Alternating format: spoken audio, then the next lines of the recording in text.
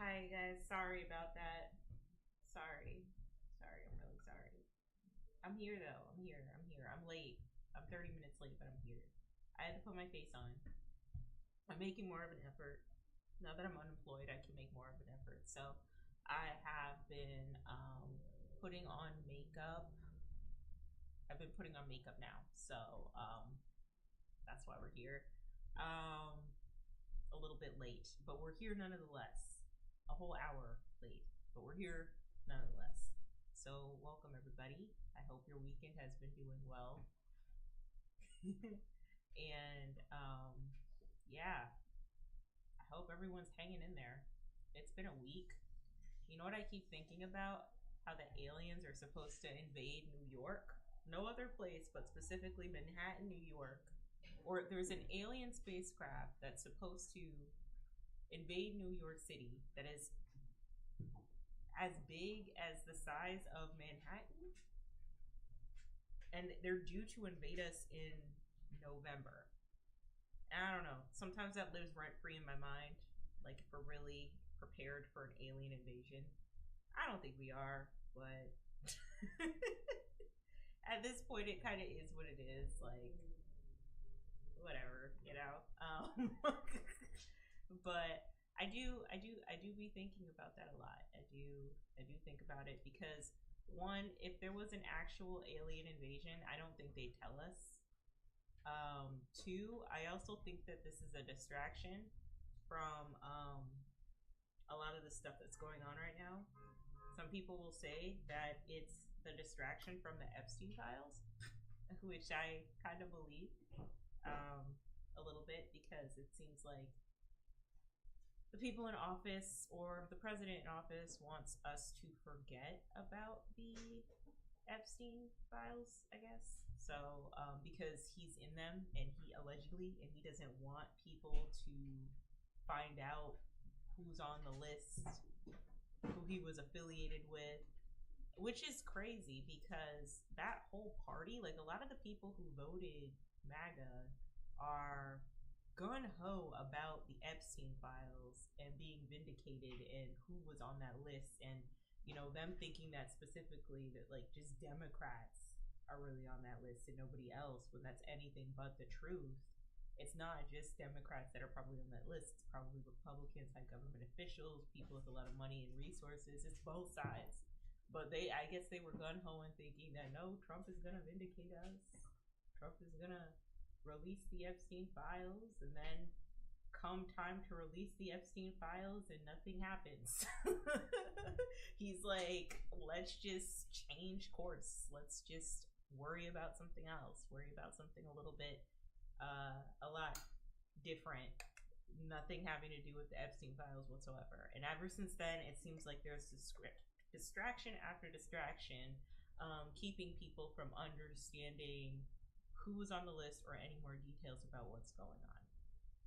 So that sucks. Yeah. So what can you do? But honest to God, I'm not really surprised.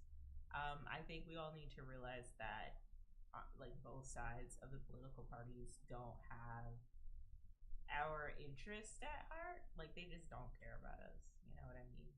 So I don't know, dude. I guess we'll figure out what happens in the future. Maybe, maybe not. But that's unfortunate. I also heard that the National Guard is in DC. And that's kind of scary because I don't know why they need to be in DC. From what I understand, DC is protesting against all of what ICE is doing. However, now I guess Trump feels threatened because there's crime. So he wants to put martial law on DC and have like the National Reserve, I believe, kind of monitor DC. So basically, he's trying to inch more and more towards martial law for those environments that are protesting against some of the things that he is enacting. That's very scary. I just want to know which dystopian we're going to end up in. Is it going to be a Handmaid's Tale dystopian, or if it's going to be like a Parable of the Sower, Octavia E. Butler, Parable of the Talents type of dystopia? Honestly, both aren't good. I've read the Parable of the Talents, and I'd argue that one's a lot worse. But it seems like we're leaning into that a little more, and that's very worrisome. So, yeah, a lot of stuff is going on in office. Like I said, I try not to dibble and dabble into politics too much because it's like emotionally exhausted to talk about that crap all the time. Exhausting to talk about all that crap all the time, especially when you know that no changes are going to be made. Like, people aren't going to make any changes. That more or less you have one side who's completely off their rocker and is willing to lie to their cult-like following in order to garner support and completely berate, demean, and take America back literally 50 years. And then you have another side who's just going to lay down and take it. And I don't really know what to do at this point. And then we have this whole oligarchy situation with the tech bros who make a buttload of money, kind of pulling the strings and controlling what's been going on. I honestly feel like, because when it was announced that Trump would win office again, I'm not gonna lie, I was terrified. I was very terrified. And every time I express some sort of like fear of, the inevitable, people around me are like, "It's gonna be okay, suck it up," and it's like, no, it's not gonna be okay. Like, it's actually gonna be worse. Like, I don't know what's gonna happen, and needless to say, things have gotten worse as we see it right now. And I just remember that day being the same, like being gray, very gray and gloomy, similar to 2016 when Trump became president the first time. And then I also remember just no political coverage at all over him winning, because I guess everybody thought Kamala was going to win. And I can't even blame it on my algorithm. Literally no political coverage was covering like Trump winning. It was weird. It was just very peculiar. And honestly, I do believe Musk probably has a lot to do with Trump probably winning, honestly. But it is what it is at this point. I don't know what's going to happen. I think we need to take billionaires out of politics. And I think just because you have a lot of money, it doesn't mean that you have a lot of expertise. Yeah, it doesn't. And I think a lot of people with money and resources think they can buy expertise and say in on certain things that they have no business dibbling their hands in. Now Elon wants to start a political party away from Trump. And it's like, girl, you can't. It's not how that works, you know what I mean? But I don't know. Anyway, once again, sorry for being an hour late, but I'm here with some pop culture moments that I want to talk about in my musty deck that I will discuss. But before I do so, I'm trying to figure out if there is anything else that I want to like really talk about before we get into it that I don't cover in my slide.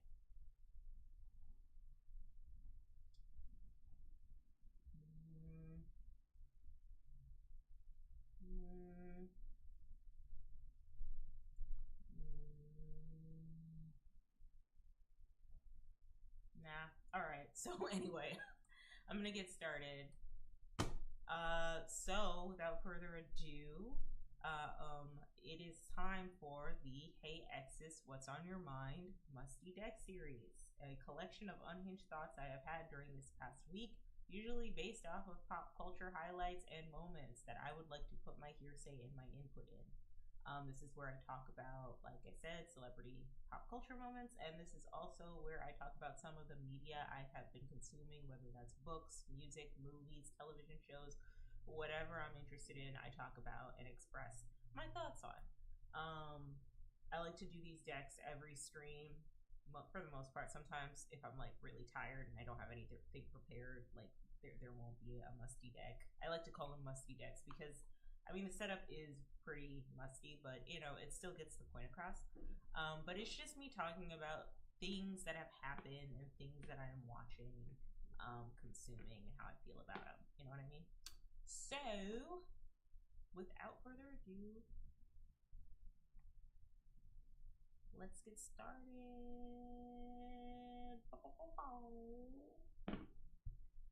It's supposed to sound like one of those air horns. Like, hold on. Let me see if I can. DJ air horn. Hold on, let me see if I can.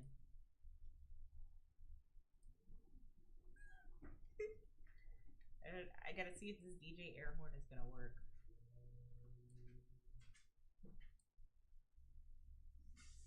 Oh no! What's going on with my volume?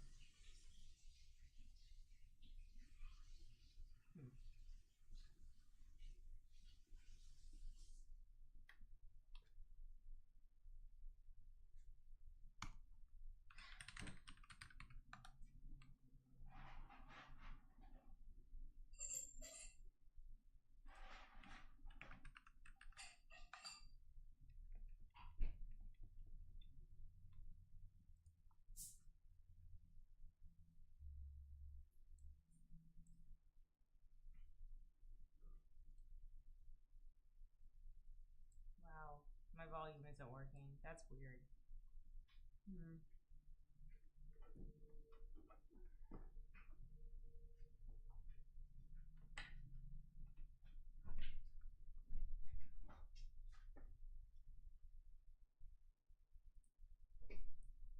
Oh well. Well, maybe I won't need my volume, but I wish it would work because I don't have my earphones, my headset in, so it should be working.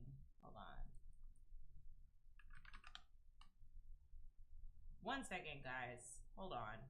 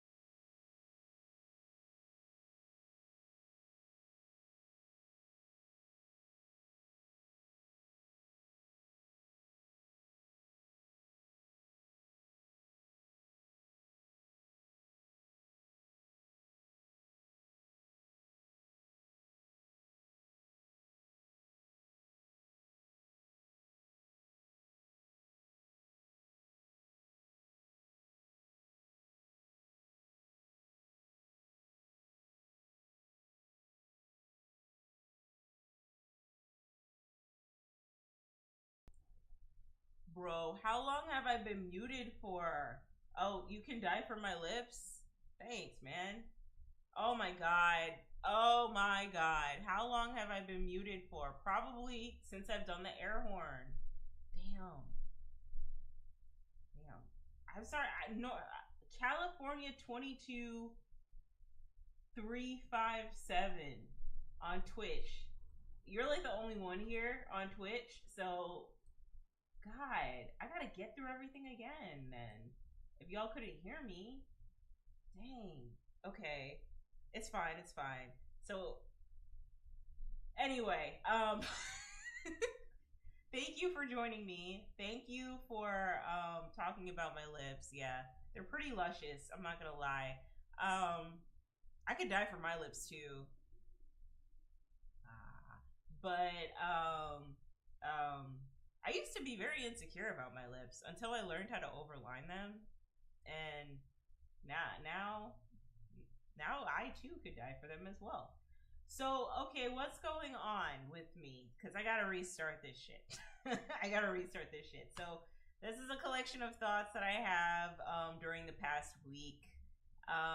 This is kind of like things I think about, pop culture events, media I'm consuming, all into one week, okay? I talked about how I finished the Sonic the Hedgehog comics, and I learned about Whisper Side Arc with Tangled, the lemur, Tangled the lemur. I think it's Tangle, not Tangled. And everyone agrees that they're probably really close roommates. Hold on. Roommates. And I love that for them. And I ended where the Zombot virus was infecting everybody. And it infected Sonic, and he had to keep running in order to make sure that he wasn't going to have the virus wasn't going to affect him in full effect. I also made a parallel to that with the pandemic, and I wondered if they came up with that idea before or during the pandemic for the Sonic comics. But they're really taking care of our little blue blur. They're taking care of the franchise real well, and I really like these collections of Sonic comics into like one hard book cover that I could just read, so I don't have to worry about collecting issue after issue. So that's really nice. I need to get the third one. It has Knuckles the Echidna on it. All right, so then we have Doom. This is a book I'm reading, and I'm not gonna lie to y'all. This book is heavy. This book is heavy, and this book is a lot.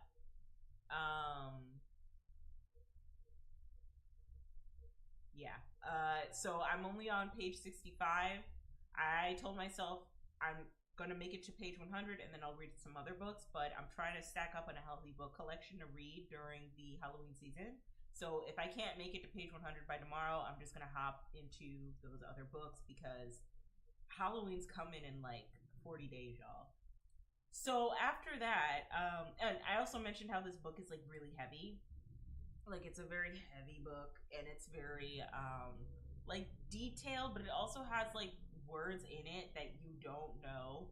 So my other follower on here who joins my lives, Cole, she mentioned that her boyfriend actually has to go or that her partner has to go and look up vocabulary terms in order to understand what certain words mean. And I find that I'm doing that too, but I'm finding the reason why they may have to do that, but I'm not looking up the vocabulary words. I'm just using context clues. It's a very hefty and heavy book in that it's very descriptive, and it kind of goes in thinking that you know everything that's going on. But it does help that I've kind of separated up the series because it's a really huge book. It's a trilogy, so all three books are in this one huge book, and then they have a glossary in the back. So that does help a little bit. Maybe I'll utilize the glossary a little bit more. I don't know. But like I said, if I don't make it to page 100 tomorrow, I'm moving on because I got other books that I need to read. I talked about the movies I'm watching. I'm getting into horror movies because I've watched Sinners, and I talked about the impact Sinners kind of had on me and how I really appreciate horror movies that have something bigger to say. I mentioned how I really like Midsummer. That's one of my favorite horror movies because it was really like seeing a woman's descent into fascism. Not really fascism, but like into a cult after all else has been lost. So forget fascism, just like a creepy ass cult. And you can make the parallels of how people descend into fascism or propaganda content in order to explain the unexplainable. So with that in mind, after watching Sinners, after gushing over Midsummer, I was like, girl, let me go watch some more horror movies. So I'm starting with the classics. Scream, movies 1 through 3. They're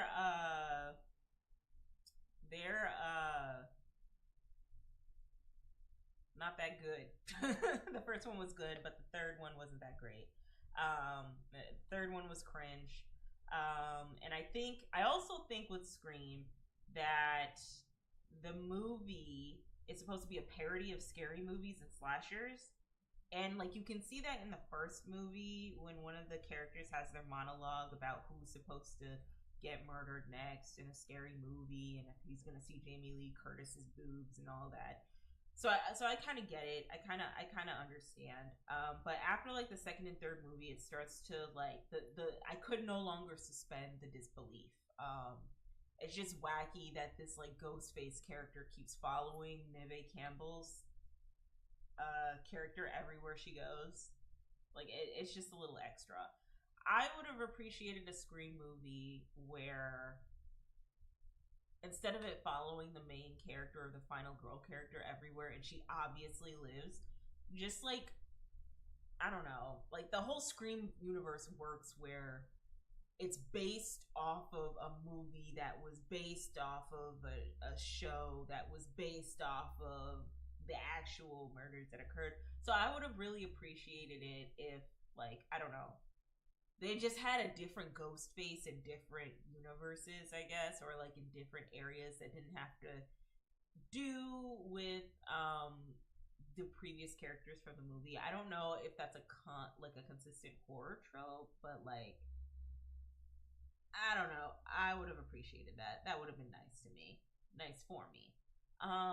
Yeah, but I also started watching Fear Street Prom Queen. Yes, that is a movie I started watching, and I'm not gonna lie to you guys.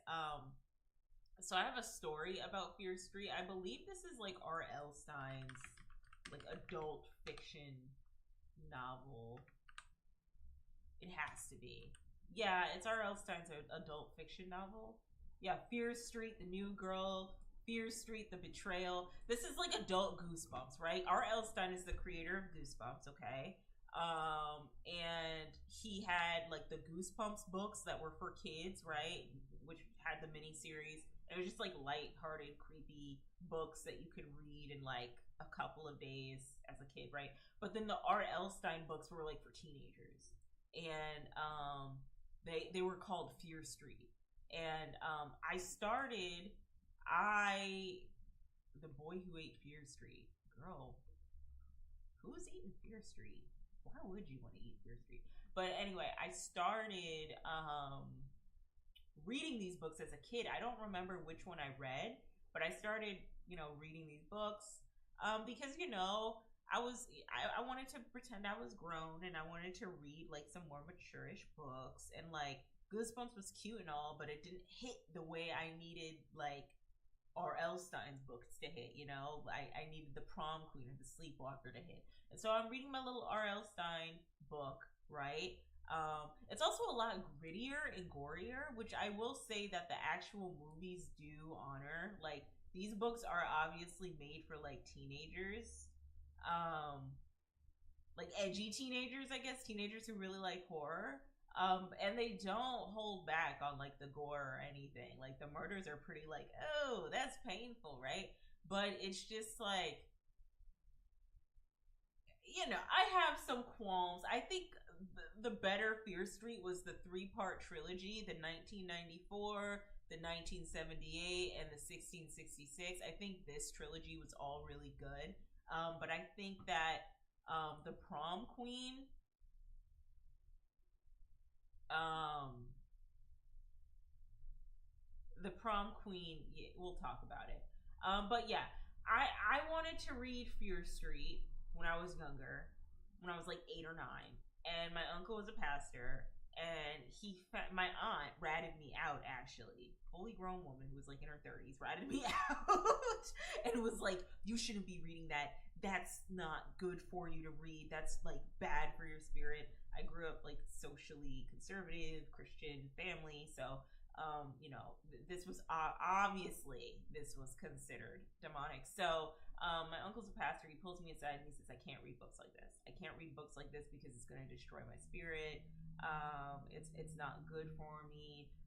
It's going to infest my mind, and it's going to create a lot of toxicity that is not of God." So I ended up not reading the rest of Fear Street, and the way I was so resentful that I couldn't read Fear Street. And I was having the time of my life picking up every single horror book. I used to read Dare to Be Scared, Scary Stories to Tell in the Dark, and I was just so hurt. I was so hurt that I could not read Fear Street.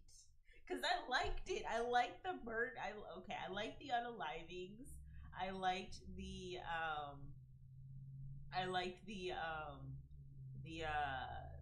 stories. I like the concepts, like the prom queen, first evil cheerleaders, homecoming. Like I like that stuff. You know what I mean? But like I don't know. It just wasn't of God, and I could not read them anymore. So I just stopped reading it, which was really sad for me.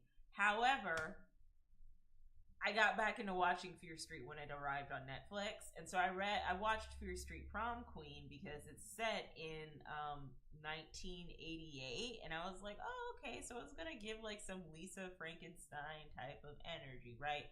Mind you, Lisa Frankenstein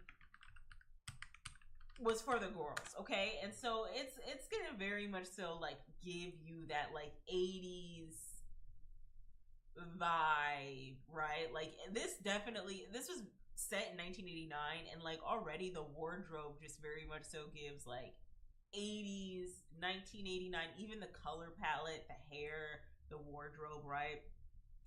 My first issue with Fear Street Prom Queen is that it really does not give, it just does not give 1988 at all. Like you look at, okay, let me make this bigger so that you guys can see Prom Queen, Fear Street, because I need you guys to see this in context. All right, okay.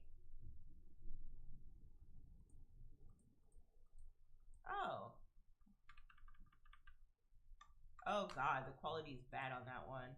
Okay, we'll just keep it here. Okay, so like as you can see here, like the wardrobe just does not give 1988 at all. At all. At all. Even Ariana Greenblatt's character, who's supposed to be like the bad girl that gets, spoiler, first, like she doesn't give, like what about this gives 1988? What about this gives the 80s? Like this just isn't it. And I almost wish the people who created or who directed Lisa Frankenstein took a stab at making Fear Street, because they would have killed it. Hold on a second. Zelda Williams? That's the director. Okay. And the screenplay is by Diablo Cody. Yeah, they would have killed it. But like this reads like Gen Z prom. Like thrift store, got this prom dress from the thrift store. Gen Z prom. Even the hairdo, like the hair is what sent me. Like the hair is not big enough. And like sure, maybe in like the 80s the girls weren't wearing their hair as big as like they romanticize it in like the movies, but like that's the point of going to the movies, is it's the fantasy of it all, right? So I would have loved to see bigger hair. Okay, I would have loved to see more attention to detail with the outfits. Like I wasn't giving 1988 for me at all. Like even like the wardrobe, even the set designs just were not giving 1988. They were kind of giving Gen Z prom. Like that's just what I found from it. It wasn't very unique or quirky in that regard. Which reminds me, I got a rant about Netflix movies and series because I also watched The Hunting Wives too, and it was a Netflix series with Brittany Snow, and I watched it, and I wasn't a fan. I was not a fan. Like the concept was pretty cool, like the queer codedness of Brittany Snow's character and the girl who played the Silk Spectre in Watchmen back in the day, like that was pretty hot. But like outside of that, the series just like it just felt artificial. It felt like AI. It felt fake. It didn't feel legit. Like there was just something missing that I could not put my tongue on. And or my finger on, not my tongue on. Why would I put my tongue on something? And I think one of my biggest issues was that a lot of Netflix shows are just very cheaply made. Like they're just cheaply made unless they hit it big and the algorithm loves them and people are watching them a lot. A lot of their shows are just not made that well. And I think Netflix has also discouraged me from like taking a chance on other shows. I would say Hulu has better original series. Get into Hulu. HBO Max from time to time has really good original series as well. But Netflix just does not. They don't do it for me at all. No tea, no shade, but they don't. And it's unfortunate because I did want to see like some sort of like Mean Girl, Prom Queen, horror type of movie, but then I'm comparing this to like Lisa Frankenstein, and it's just like this can't compare at all. Even like the incentive of the killer, like spoiler alert, the killer is the Mean Girl's parents and the Mean Girl herself, and it's just like for like real, you're doing all of this for Prom Queen, and it's like the same with Scream. It's like when you figure out who Ghostface is like you're doing all of this to direct a movie, like to have the perfect movie. Like, why are you doing this? Like the motives aren't strong enough for me. Like the scariest movies are the motives where you can resonate with the unaliver, or you can truly resonate with the unaliver, and you can truly understand why the unaliver thinks the way he does, like why he feels the way he does. Like it makes sense. It's like realistic, right? Like Midsummer, for instance, it made sense. Like I didn't agree with everything that Florence Pugh's character did, but like I could see how she got there. You know, it was like a hear me out moment. Like, oh, okay. Hereditary is also a really good movie I like. That movie wasn't really like a movie about like the daughter getting her decapitated and them dealing with that and like the cult behind them, you know, who was kind of controlling everything so that they can make the ultimate sacrifice to payment. That movie was about family grief, and it like made like it just felt real. And I know these movies aren't supposed to be real. I know these movies are supposed to be very camp, but it was just like I don't know. Like, I feel like, especially with Fear Street, because this is for teenagers probably to enjoy, it just almost felt like they were insulting their intelligence a little bit. You know what I mean? So, I don't know. I feel like MTV also had a horror movie about Prom Queen that was a little bit better.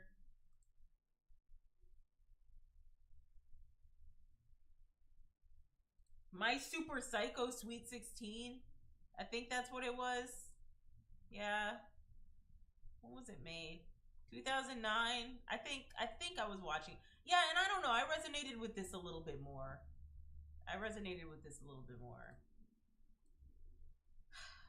But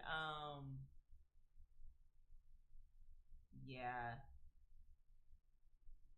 Hello, Mary Lou, Prom Night 2. Okay, girl, I guess. That seems like a 1987 movie. I should watch that as well. I I don't know. I feel like you could do like a Mean Girl horror movie and it not be like, if you're gonna lean into like the campiness, then you can't insult the intelligence of the viewers. I guess is what I'm trying to say. Like you have to take them seriously. You know what I mean? You know. Otherwise, just be like Scream and just be a parody of everything. All right. Anyway, series that I'm into. So I started watching Daria. After I watched Downtown all last week, I was like, you know what? Let me just get into some Daria real quick because the MTV animated shows were pretty lit. They made me want to be like a teenager in the 2000s when I would be allowed to watch these shows. But I don't know. Something about Daria's dry humor is just kind of comforting. Like, this is like a late night show you'd watch right before bed on like a Friday night and it's like 3 a.m., you know, or a Saturday night and it's like, well, Saturday morning and it's like 5 a.m. I don't know. It's a really nice comfort show. It's pretty dry, I'm not gonna lie, but I think the wit of it and the writing is pretty funny. So, and I think that's the point. I think Daria is supposed to be very self-aware of the high school dynamics, and she's making a commentary on it, and I think that is funny, and that for the time that it came out, it was pretty clever. So, yay, Daria. And then not really into this one, but just kind of want to talk about it. So, Homestuck is getting an animated series. Homestuck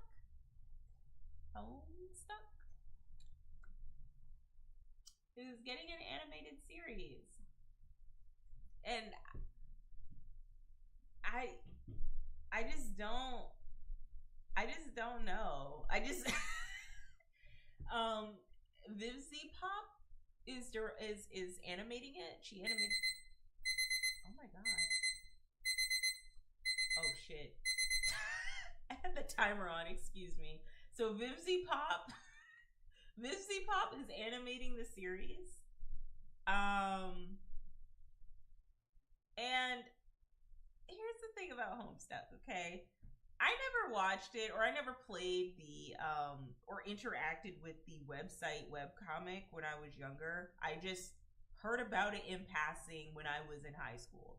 And then when I went to college, it was like those who were into Homestuck were like, girl, you don't want this life. You want to get into it. You don't want to get involved. But I just knew the fandom was there. The fandom was present. The fandom was mighty and intense. Okay? There was a Sharpie incident, I guess, where somebody dyed their skin the color of the Homestuck characters, because like I guess the demons in like the other realm that are paralleling like the real people in the human realm, like they're gray. So they put Sharpies in a bathtub and cracked open Sharpies, put them in a bathtub, and tried to dye their skin gray for a con, allegedly at let that focus. Allegedly at Anime Expo. So that happened. And okay, so as somebody who's gone to cons herself, I have questions. I have a lot of questions. First big Mondo question I have is, if you wanted to paint your skin gray, what made you think that putting a bunch of Sharpies in a bathtub would automatically have your skin dye gray? Like, they took Sharpies and alcohol. Put it in a bathtub, and I guess they were gonna take a dip in the tub. They take a little dip in the tub, and they were gonna come out gray so that they could be like the character from Homestuck, right? And my whole question is, why didn't you just use body paint? Why didn't you just use body paint and just paint your body gray? Very first question is when, hold on. We gotta figure out when the Sharpie incident occurred. When did the Sharpie incident, see, they're listening. Okay? When did that happen? In 2011? Okay, so cosplay was pretty big, right? Like, Ya Han was a thing, you know? why didn't you just use gray face paint and put your whole body in like gray face paint? Or wear a Zentai suit and then just paint your face. Like, I just feel like there would have been an easier way to paint your face and your body, make your body gray. That's my opinion, right? The Homestuck Sharpie Bath is an alleged fandom occurrence in the Homestuck fandom that happened at Anime Expo in 2011. That year, the convention was held in Los Angeles, California, from July 1st, 2011 to July 4th, 2011, which gives a more specific indication of when it was said to have happened. The veracity of this story has been called into question over the years, and it has become somewhat of a fandom urban legend. Yeah. I just don't understand why somebody would do that. Like, I just don't. Like, I don't really know. But, you know, Homestuck is coming back. As an animated series, which I guess is good for the newer fans, but like older fans of the series or older people who have been chronically online, who've experienced the fandom in passing, are like, please God, no. They're like, please God, no, don't make it happen again. We can't do this again. We can't do it again. Please, no. And you know, I'm not gonna lie, I kind of get it. I kind of get it a little bit. I get it. I do. I mean, all the Homestuck fans I knew were pretty, like, okay about it, but, like, I don't know, there was, like, this weirdness they had towards it. It was, like, this weird gatekeeping feeling they had, but it wasn't, like, rude. It was just, like, are you sure you want this life? It was literally, it literally gave the energy of, you don't want this life. And then somehow, like, sometime in, like, 2016, they, like, fell off, I guess, and then I never heard from them again, and fast forward 10 years later, and now they have an animated series, right? And I wanted to talk about this real quickly because I have a chronically online theory no one asked for, okay? That I just, like, developed in my mind maybe, like, a year or two ago of, like, shows that are specifically for neurospicy adjacent or just neurospicy people in general, people who are just online and looking for community or looking to be, like, quirky and stand out, you know what I mean? I have a theory that every like 10 to 20 years or so, there is like a show that comes out that chronically online neurodivergent people take a part of, fully engulf themselves in the fandom, and then like ultimately ruin the fandom for what it was.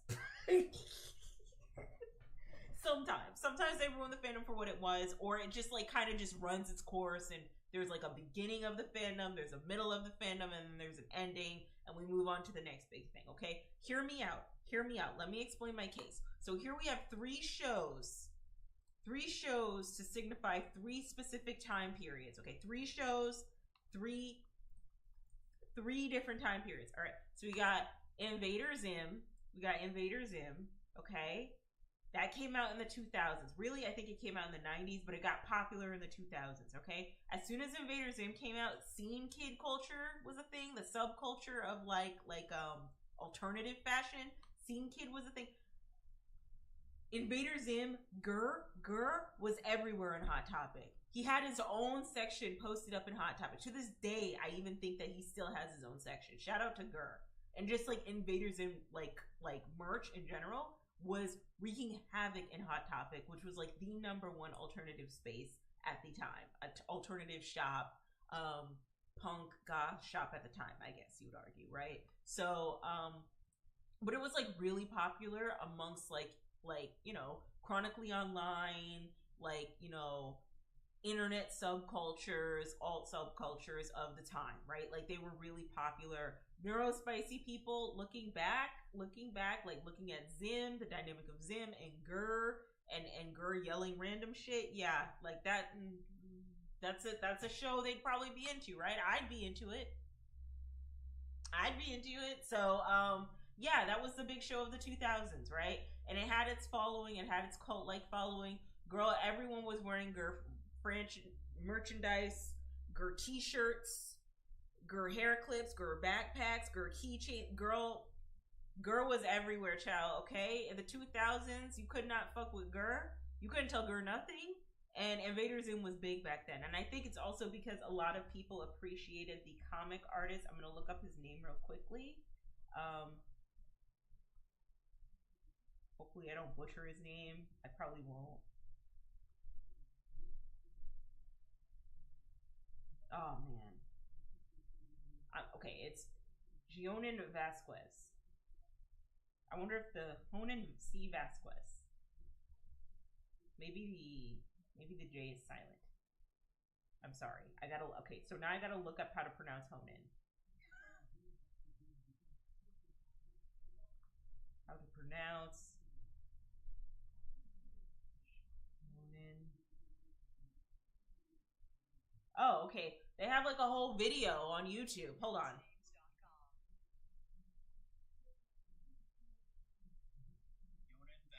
Yonan Vasquez. Okay, got it. All right, Yonan Vasquez. Yeah. So that was a big thing in the 2000s. Okay, so we start here. All right, that was Invader Zim. That's like the niche fandom online, right? And there are probably like other little subculture fandoms out there, right? For example, I was a part of the cringe aspect of the Sonic fandom around this time. Okay, only God can judge me. Leave me alone. All right, and then come the 2010s, right? We're in the 2010s. And the big, like, online subculture that is running amok, that is, like, a phenomenon amongst everybody, is My Little Pony Friendship is Magic. Why are these fully grown men into a show that's meant for 8-year-old girls? Why? And, like, people are trying to figure it out. There's docu-series. They're going into, like, the terminology. I'm pretty sure somebody who I went to college with was actually in the docu-series in, like, an MLP cosplay for My Little Pony, which I think is pretty awesome because they're pretty healthy people.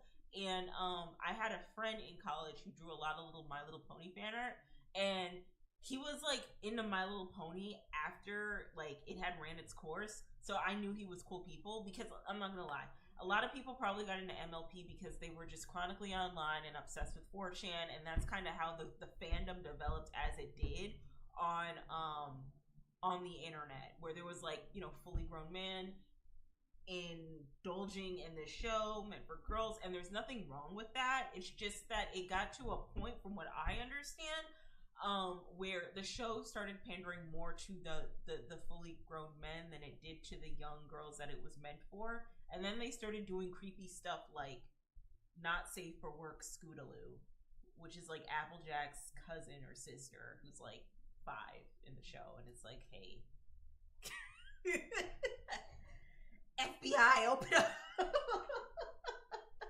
You know, it's just a little weird, you know, but not surprising when you have fully grown men that are engaged in your show. It was just odd because, you know, they're taking up a whole lot of space. Not that they shouldn't, but they're taking a whole lot of space for a series that really wasn't meant for them primarily. And it almost felt like they weren't, and this is not every single brony fan. I'm talking about the performative bronies. The performative bronies, okay? The ones who got into it because of 4chan, right?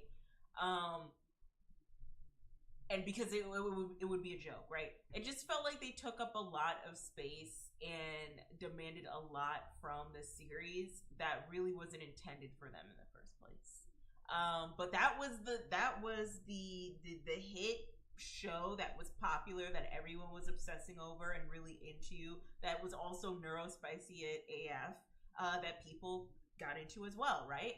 And now fast forward, so we had Invader Zim, right? And we had like the influx of Invader Zim merch and the Invader Zim fandom and fan art online. We had My Little Pony and it getting its like true stomping grounds in the fandom on 4chan, which inevitably led to a bunch of brony cons, right? And a docu-series on how this phenomenon came to be. And now we have Has Been Hotel, okay? And mind you, okay, so Homestuck also was in like the My Little, let me see if I can do a little copy paste here. Okay, so Homestuck was also here too. Like, let's not just give all the credit to My Little Pony, but like, I'm just saying Homestuck didn't get a docu-series, but you had like little subcultures like Homestuck, Tumblr, and then you had My Little Pony, right? That was a thing, right? And these were like super niche like fandoms that was like if you know, and had a bunch of inside jokes and really was carried by the weight of the community itself. That people who were chronically online heard of in passing or were probably into, right? And so now in the 2020s, we have a Has Been Hotel. Like we need something to take on the mantle, right? We need something to take on the mantle of the neurospicy show for the new generation of neurospicy teens and young adults to like fiend over and obsess over. And that's where Viv comes in with Has Been Hotel. I mean, she's been working very hard with Hell of a Boss. And as you can see here, this is credit going to MDA Cosplay. Like, you have a bunch of people who were really big fans of Has Been Hotel. And again, Viv is also, you know, making the Homestuck series to introduce a new generation of neurospicy teens and young adults into the Homestuck fandom. And so,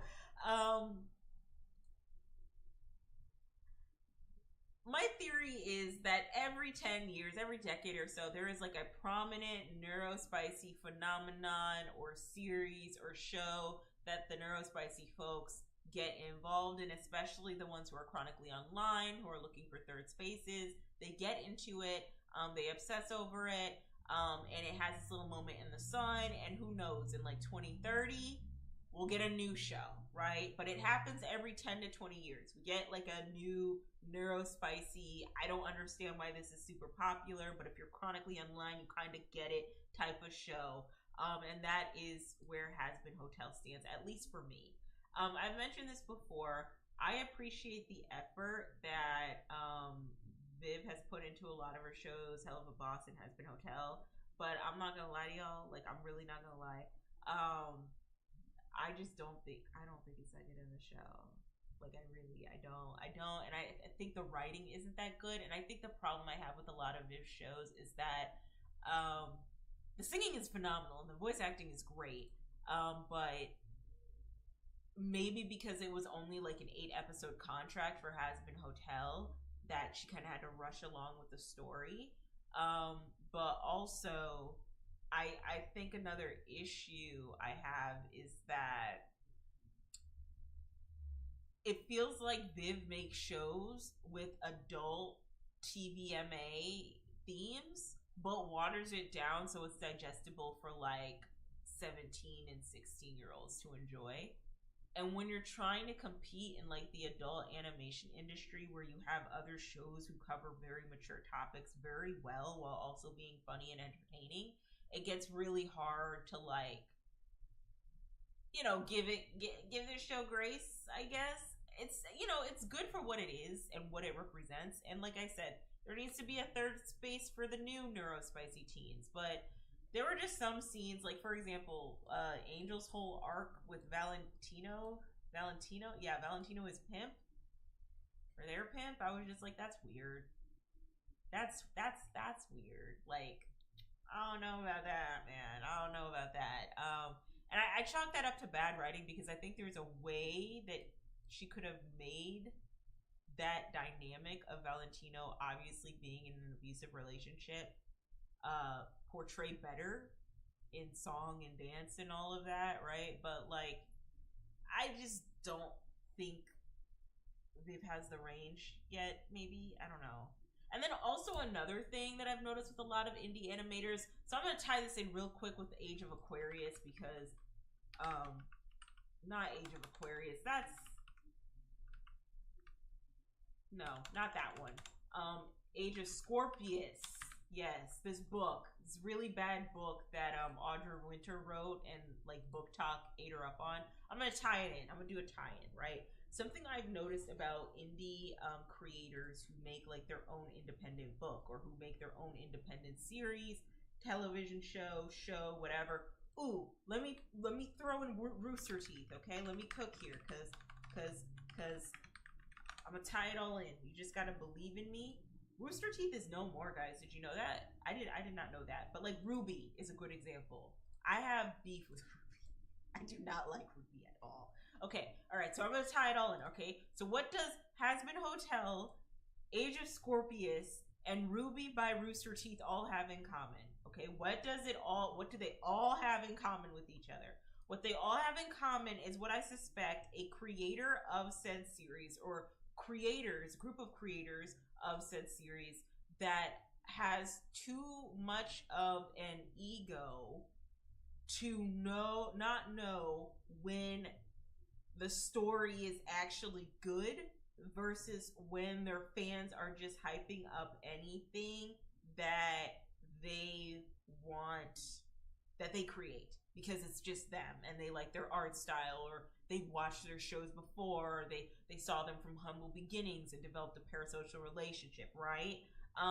All three. Has-Been Hotel was created by Vivzy Pop, Age of Scorpius was created by Audra Winter, and then Ruby was created by Rooster Teeth, right? All three were created by like indie companies or indie authors or indie creators, right? And all of them get heavy criticisms for how well executed their series, their show, their piece of media is, right?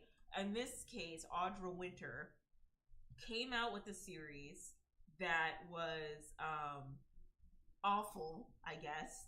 And Book Talk ate her up, but she hyped up the series like it was like the best thing ever. And Book Talk was like, girl, no, what are you, like, this is awful. This is actually terrible. It had something to do with the zodiac signs. I didn't read the book, okay? I just know Book Talk hated it. And then later on you find out that Audra Winter, the author, who actually was able to make a lot of money off of pre-sales alone by hyping up this book, she was working on this book for a decade, and she's only 22 years old.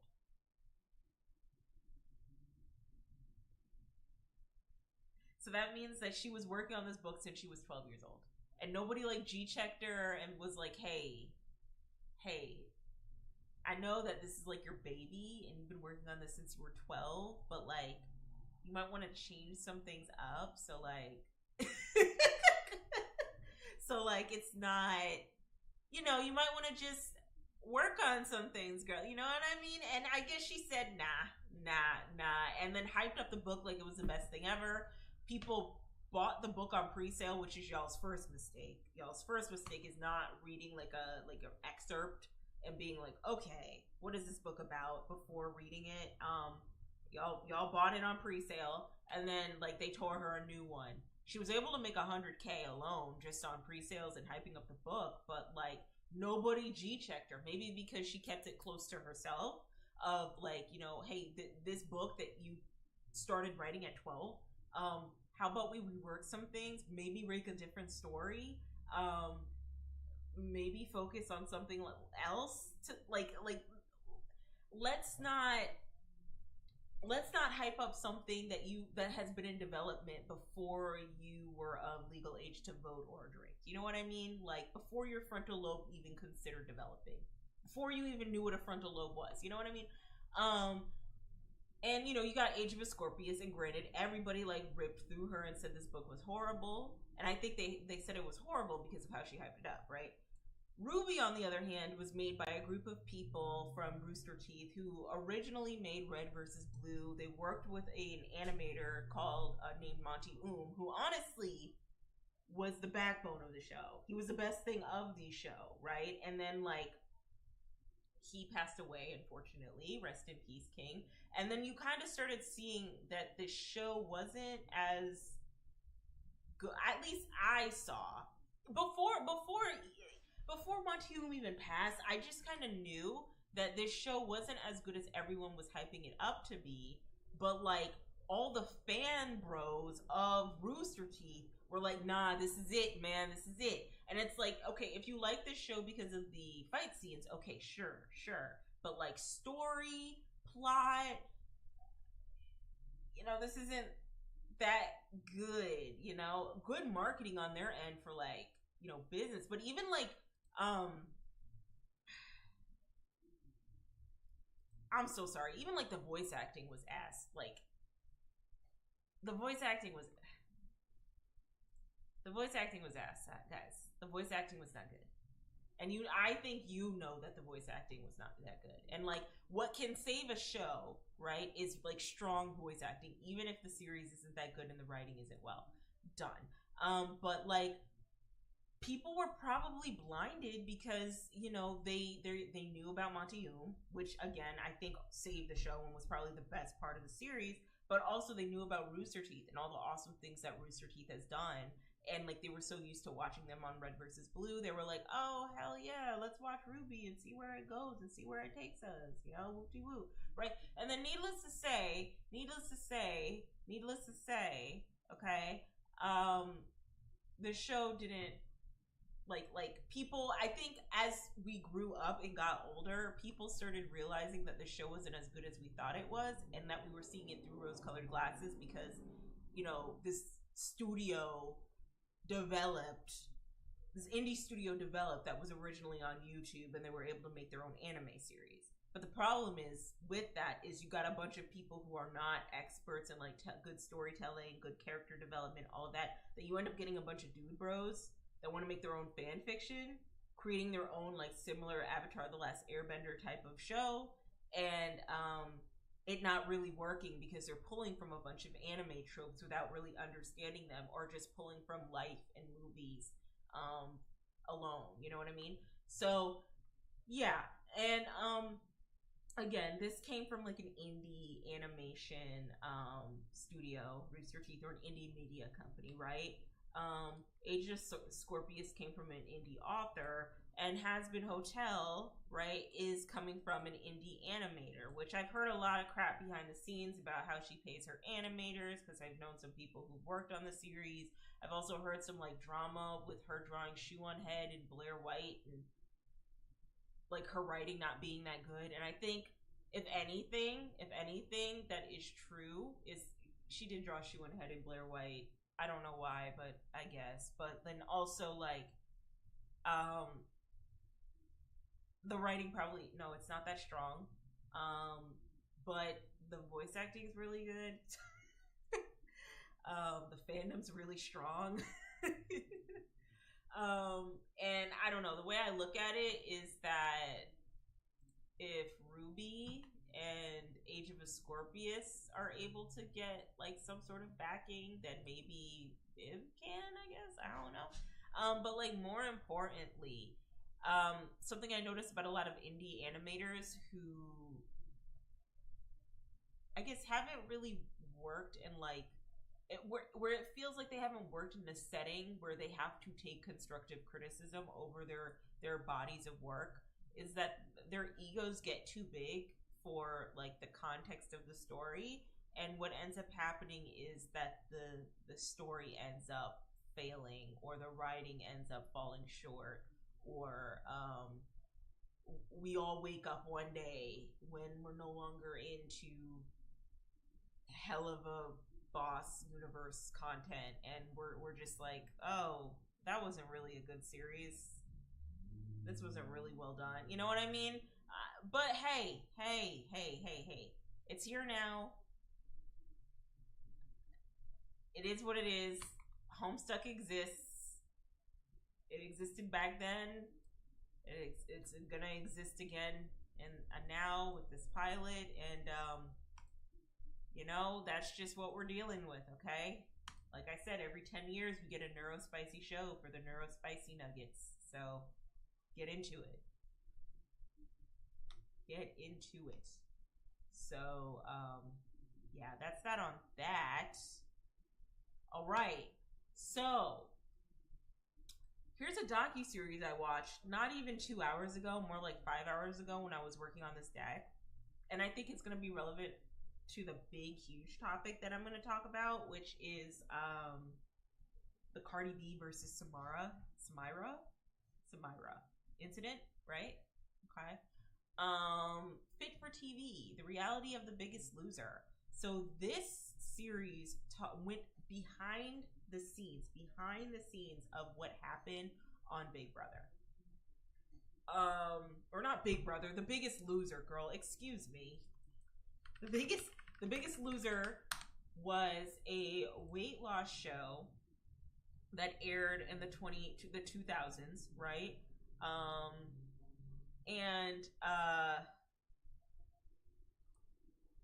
the whole premise of the show was to get people who were morbidly obese looking at a, you know, all hands on deck, one stop shop solution, like desperate measure solution on how they can lose weight. And so the whole premise was these morbidly obese people, not even like morbidly obese, some of them were like mid-sized, but obese people for like 2000s terms, I guess, would go on this show. They would work with coaches, not Brett Michaels, what? Jillian Michaels, right? And then him, I forgot his name.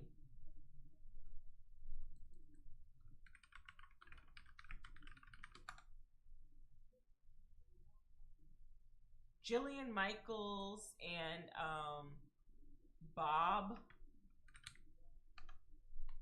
Harper. Yeah, Jillian Michaels and Bob Harper. And I guess an assistant coach here and there. And they would train these obese contestants to lose a significant amount of weight by the end of the series. And I guess the way it would end is whoever lost the most amount of weight would earn some sort of cash prize and get to live their new life in a thin body, right? And they would vote off contestants or individuals who did not lose enough weight or did not lose the right amount of weight for that time, for that round during the series. This show, this docuseries really went behind the scenes of like how intense this was for the candidates, but also just how toxic this show was in general when it comes to health and fitness and wellness.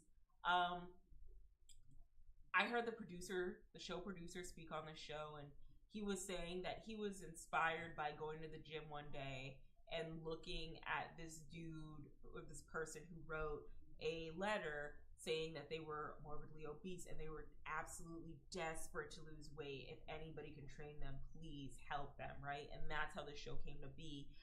And I don't know, the older I get and the more I hear about the behind the scenes content that happens with these shows, the behind the scenes details and tidbits that happen with these shows, the more that I realize that I am falling out of love with reality TV. Like, I just can't get behind reality TV. And honestly, I can't get behind something like this where you're obviously heckling at these people for being overweight, and the whole goal is for them to get into their ideal bodies, only to find out that a lot of these people who got their ideal bodies ended up gaining all the weight back because of unethical fitness practices that were encouraged on the show of Biggest Loser.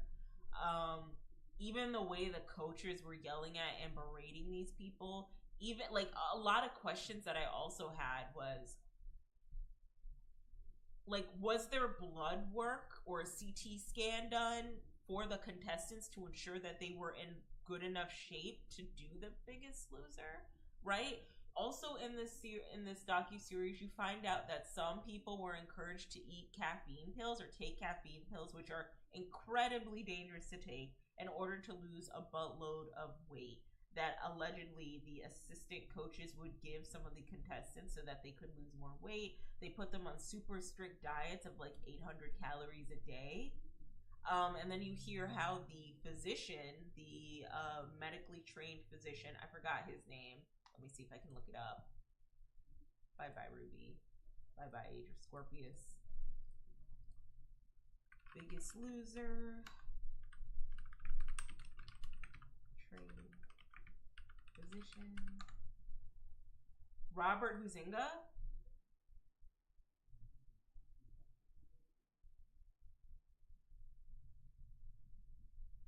Why are we supporting Wikipedia?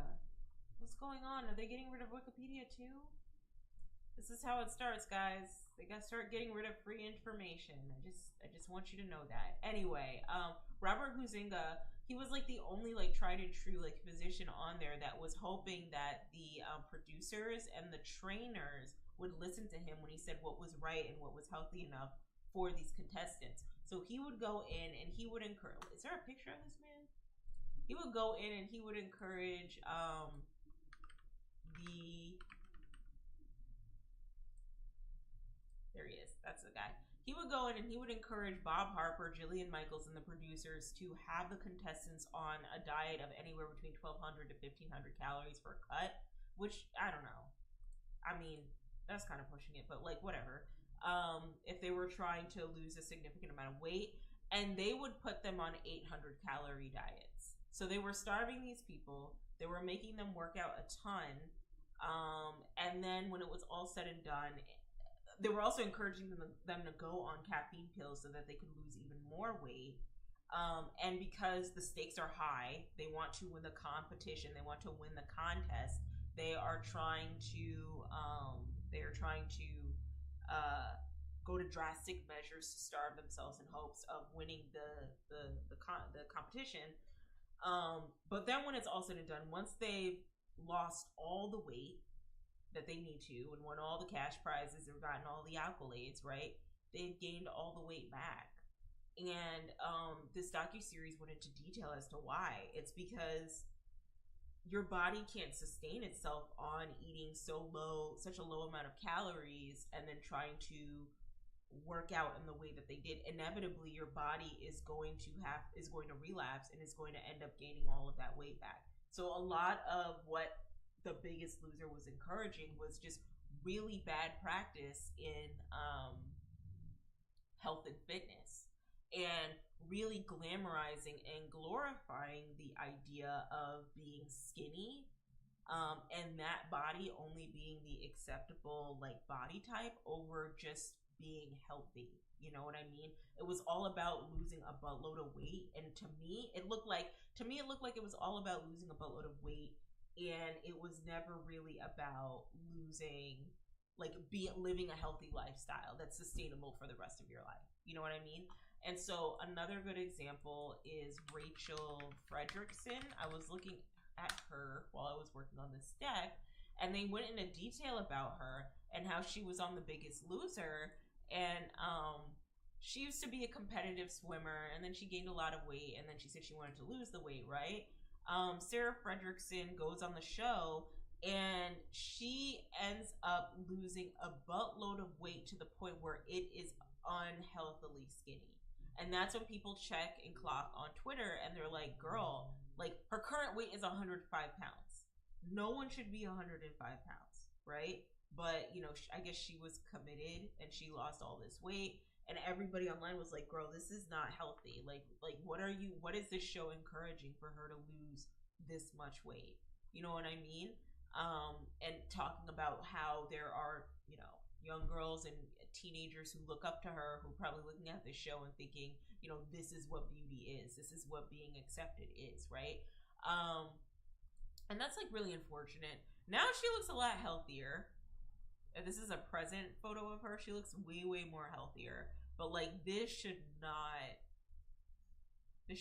be a thing, right? But that's what they were encouraging. They weren't encouraging actual health. They were encouraging skinny, and they like primarily, and this is why I don't rock with reality TV shows like that. Like, I'm falling out of love with them.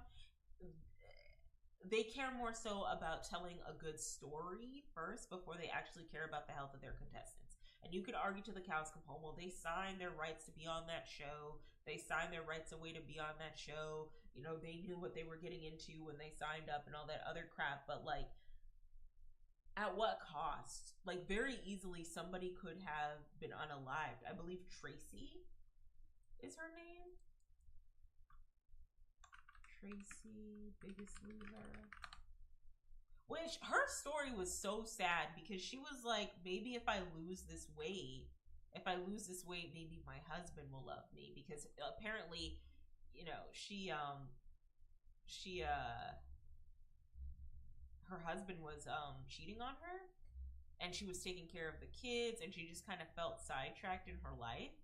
And it's just really sad to see that like she felt like if she changed her body, her husband wouldn't be like awful to her, which is so unfortunate. But they hated her on the show, and she like the first time she arrived at the show, they had them run like do a 1 mile run to like the finish line to see which contestants they would pick to keep the show going, and she ended up passing out. And Jillian Michaels and Bob Harper hated her for it. You know what I mean? Like they hated her. And they tried to make her the villain of the show because she kept, taking advantages and all that other stuff. So I don't know. This was a very interesting docu-series. I found it very interesting also that Bob Harper suffered from a heart attack, which is probably because he was gobbling down all of those whatchamacallit pills.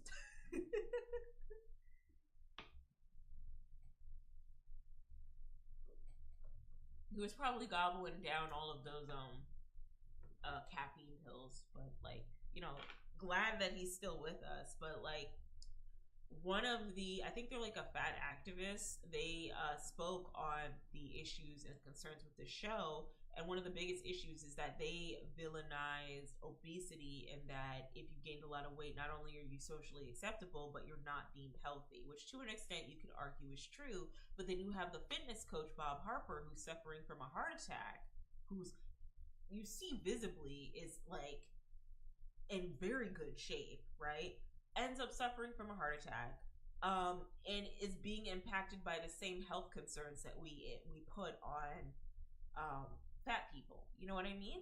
And I think that's a very good like parallel and connection to make, that at the end of the day, shows like The Biggest Losers do not encourage for people to live a healthier lifestyle, whether that looks like losing weight or changing your diet up, or just exercising more. What they encourage is for people to, what they're encouraging is entertainment, and encouraging for people to feed into the negative stereotypes of how fat people are viewed, and encouraging like this false narrative or this awful narrative around fatness and weight and obesity. I think they really dropped the ball when they focused so much on like weight loss, and they didn't focus more on like the health of their contestants. I'm still trying to figure out if they ever did like scans or blood work, or like a primary care physician checkup on these people to see if they were qualified, because someone very easily could have died on these shows. Like, you know what I mean? And then when they do, then what happens after that? Like, do they keep the show going, or I don't know. And then I also think about like the series I was watching before, the Lifetime series Unreal, about contestants on a dating show, and like all the fucked up things that they did to the contestants in order to have a successful dating show. I mean, I think about that and I'm just like, dang, these shows really ain't shit. Like, I just don't like reality TV shows that really take advantage of their cast, and like they don't really get too much from it in return. At least with the Real Housewives, like those women get paid to act a fool, right? They get paid good money, they get brand deals and all of that. But because of this time, it was probably very difficult for a lot of these Biggest Losers contestants to get really good brand deals, have like that influencer life that The Bachelor, Bachelorette, Love Island, The Real Housewives kind of has. I don't know. That's just what it felt like. It felt like they were used. It felt like the American Idol phenomenon, where it's like they're used for entertainment and they're used to tell a story. And then when it's all said and done, they are thrown to the wayside, and they bring on a new set of contestants to create storylines with, I don't know. That just really bothered me. And like I said here, they all need to go to hell in a handbasket for what they did to these contestants. I don't think it's fair. I think her story, Joelle, and the way Bob Harper treated her is fucking ridiculous. Like, not like she was experiencing back pain on the show, bro. Like she was experiencing back pain on the show, and he was just yelling at her, and there's just cameras in these people's faces. There are people who are vomiting on treadmills. It's like, girl, what are we even doing? What are we even doing? I don't know. Like, and I do remember The Biggest Loser getting rebooted for Netflix. Like, I do remember that happening in 2020. But it's like, it just can't work the way it did anymore. Like, you really have to prioritize health over weight loss. Because you could lose a lot of weight and be super unhealthy. You know what I mean? All right, so I'm going to take a little break, and then I'm going to get into the next leading topic, which is, or the next highlight, which is Cardi B versus Samira. I think this ties heavily into, you know, weight loss, fatphobia, and all of that. So I want to like give my details, but I want to set up the context of what happened. I will do so in a minute. I got to take a lip gloss break, so I will be right back.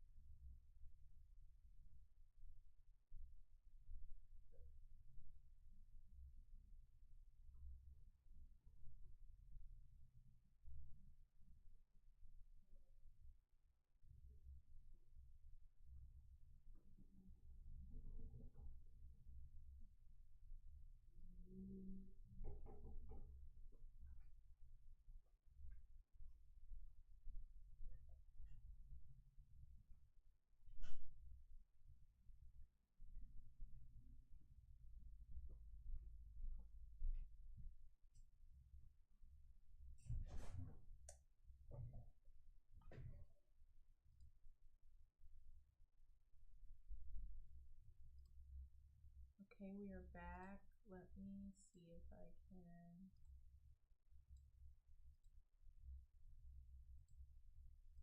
Okay, good. Okay.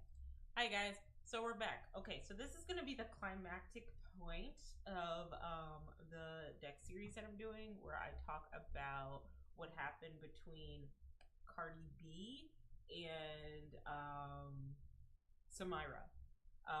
So let's talk about it. We all know who Cardi B is. She is a critically acclaimed Grammy award winning rapper.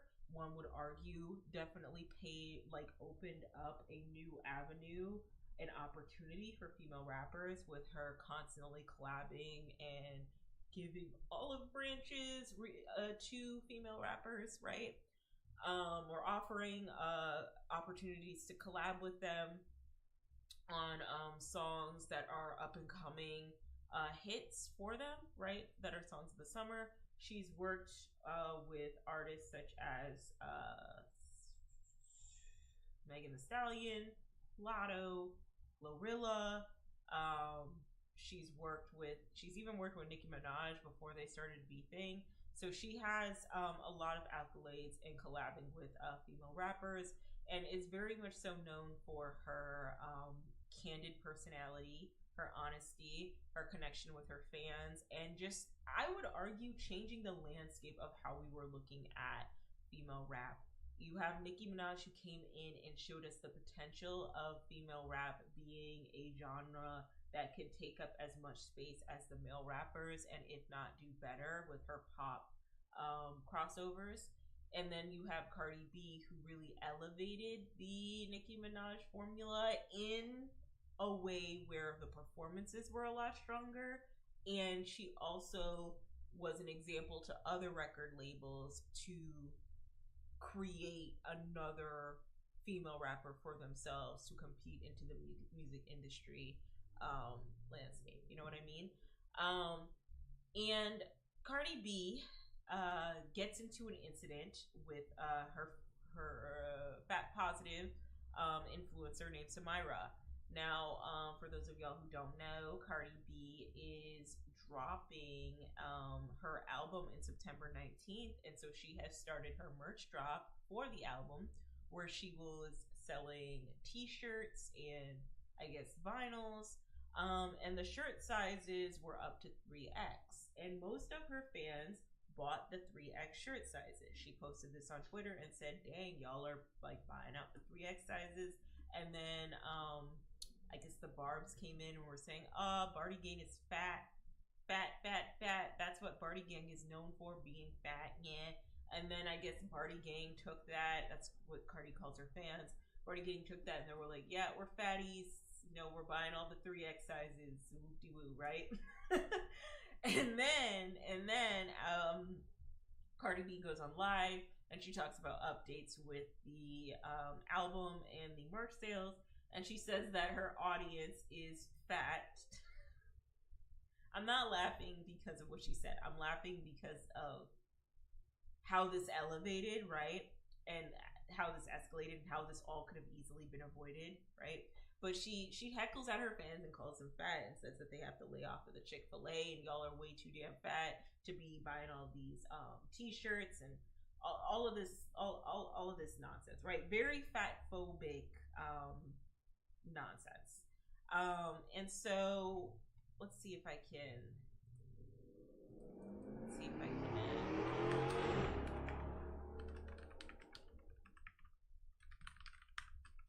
find it.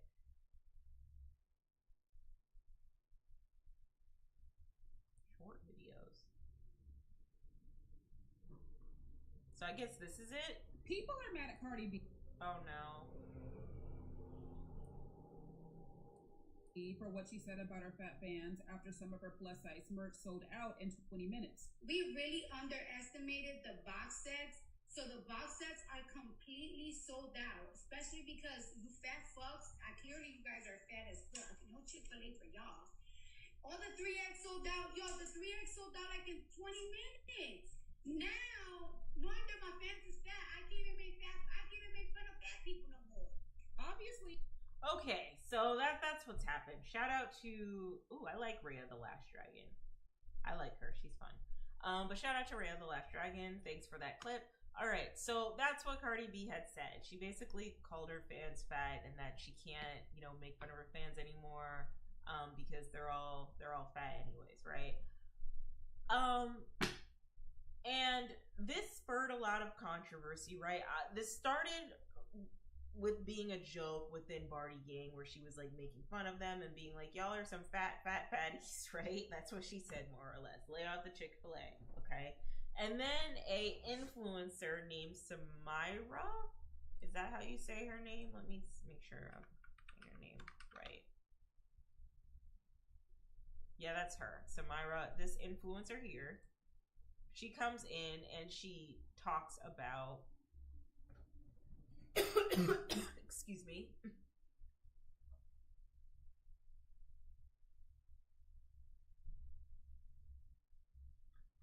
She comes in and she talks about the controversy the controversy of Cardi B's statement, and talks about why it is problematic. And she clocks Cardi B and is like, why would you say something so fatphobic when you're known for being very body positive? When you'd work, well, not really being very body positive, but you're known for, being a lot of very progressive in your viewpoints. You've worked with Lizzo before, and then you say stuff like this. This isn't any good. You shouldn't say stuff like that. Why would you say that? To which Cardi B claps back at her and says, girl, it's not that serious. It's just a joke between me and my Barty Gang. Really, like, just calm your tits. To which Samira says, no, I will not calm my tits because it's bigger than your Barty Gang and your antics that you're doing online. Fat people are getting discriminated against. And I would encourage you to read some books and educate yourself on how fat people are discriminated against and how this could be offensive, not just to your not just to your fans, but the people on the outside looking in on what you're saying, right? And so they do a back and forth. Samira says that she wants to take a break off of the internet because it's all a little bit too much for her. Samira's Cardi B doubles down and says, no, I will not apologize for something like this. I'm so sorry. Samira's mom comes in and starts crying and says, will you please, like, just apologize to my daughter? Like, she's really suffering right now. Cardi B's like, you know what? No, I'm not going to apologize. I know my publicist said I should, but I'm going to stick to my thoughts and my boots. And I am going to, more or less, I said what I said. And, Cardi's words, right? Like in a long monologue. And then she said something along the lines of, I'm not going to read these books. I'm not going to read these books about fatphobia and how it impacts people and all of that. I'm not going to do that. I'm not going to do the work. We have bigger fish to fry. What I will do is read documentaries about what's going on in our current economic climate, what's going on in the current political climate, but I'm not going to take time out of my day with all the shit that I have going on right now to learn about how my comments are inherently fatphobic or blatantly fatphobic and are impacting a marginalized group of people. And so a lot of people on the internet were having discussions about who was in the right, whether it was Cardi B who was in the right, whether it was Samira who's in the right. Cardi B again took the stance of, I'm not apologizing. She doesn't want to apologize because they're, in her opinion, there are more serious things to worry about. And some people were taking the side of Samira and were just like, well, this is very fatphobic and it's kind of rooted in a lot of the things that we are talking about right now in the world. Fatphobia is rooted in so many of the isms. And ultimately, like I said, it ended with Cardi B not apologizing and Samira taking a break off of the internet, right? But here's a couple things, okay? I guess here's how I see it. I feel like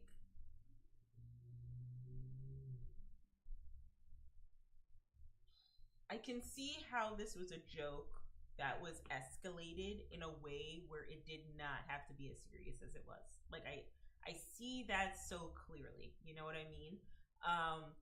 One of two things could have happened. Samira could have backed down and been like, okay, girl, whatever, your call. Or Cardi B could have been like, you know what, girl, you're right. That was effed up. I apologize. Neither of them did that. Honestly, I can understand why Samira doesn't, because her whole angle is that she is a fat positive influencer. She is doing a fat activism in her own way. And so she has every right to call out fat phobia when it does happen. Cardi B, however, is on the stance of, well, there's a lot of other more serious shit that we need to be worrying about, right?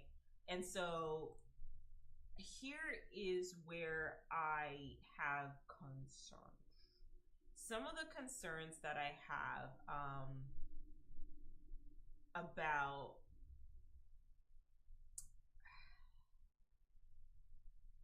I'm trying to think about how I want to say this.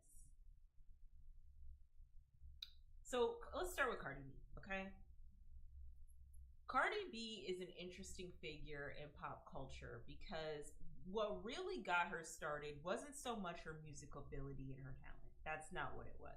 I would argue that that was kind of built up for her. Like, she was interested in making music, but until she had a label backing her, like Atlantic, to be like, okay, girl, we're really gonna invest in you. We're really gonna put a lot of money behind you. We're really gonna make you like this big new rap girl. I don't think her rap career would have gotten that far. What really stood out for Cardi B is that she was very authentic online, and she was very opinionated, and she talked about whatever she wanted to, and she's probably like the OG yapper online. And then she made her way to love and hip hop, and then inevitably she became a rapper, right? And then she became like a high profile celebrity. While she has been in her career as a rapper, I have noticed that she's very outspoken. She's very progressive. A lot of her takes are very left leaning. It always seems like what she speaks on is always on the right side of history. I've seen her get into it with a lot of other people that she has disagreed with. I remember that one time that she got into it with Candace Owens when they were making fun. When Candace Owens was calling out, I guess, the controversies behind George Floyd, and she, Cardi B clapped back and was like, "How dare you?" It was either, Cardi B clapped back and said, "How dare you?" Candace Owens clapped back at Cardi B. Cardi B clapped back at Candace Owens, and I remember she said something like, "That white man over there probably ain't eating your pussy right, blah blah blah, whatever," right?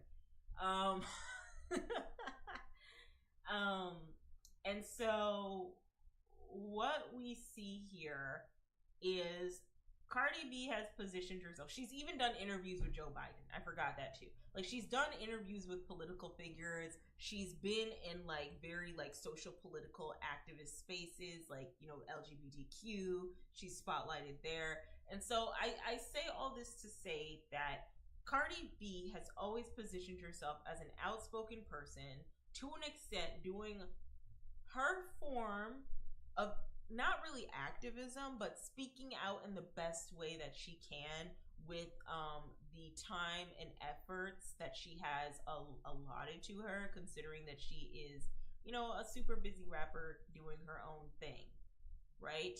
And so I guess the problem I have with Cardi B in this regard is that while she's very outspoken and sometimes she won't say like the right things all the time, I do believe to an extent that she is, pretty self-aware, and she's pretty, intelligent when it comes to like certain topics of what's going on around the world.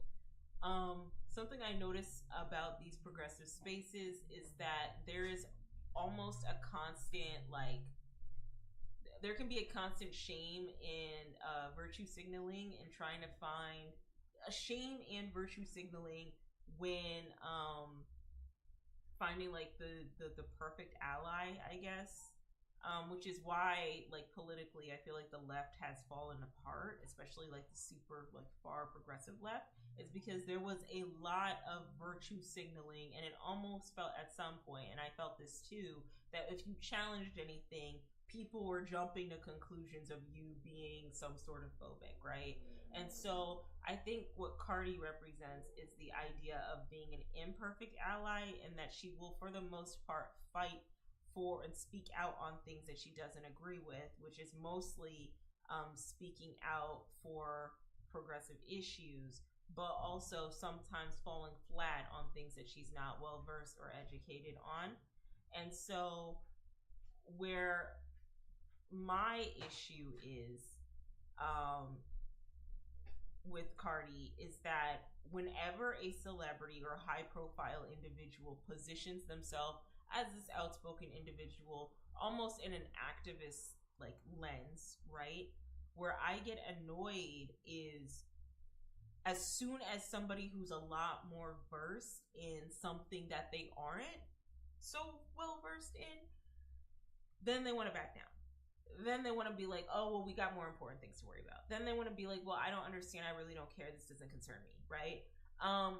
During this discourse between her and Samira, Cardi B was mentioning how she's not going to apologize. Cardi B was mentioning how there are more serious issues to discuss, like, you know, what's going on in DC, who's in office, all of that. Cardi B was undermining the idea of like her fatphobic comment being potentially harmful to other fat people. Like I said, while the Barty gang probably thinks it's like a little kiki on the outside looking in, other fat people might read that as fatphobic, or other people suffering from EDs might read that as fatphobic.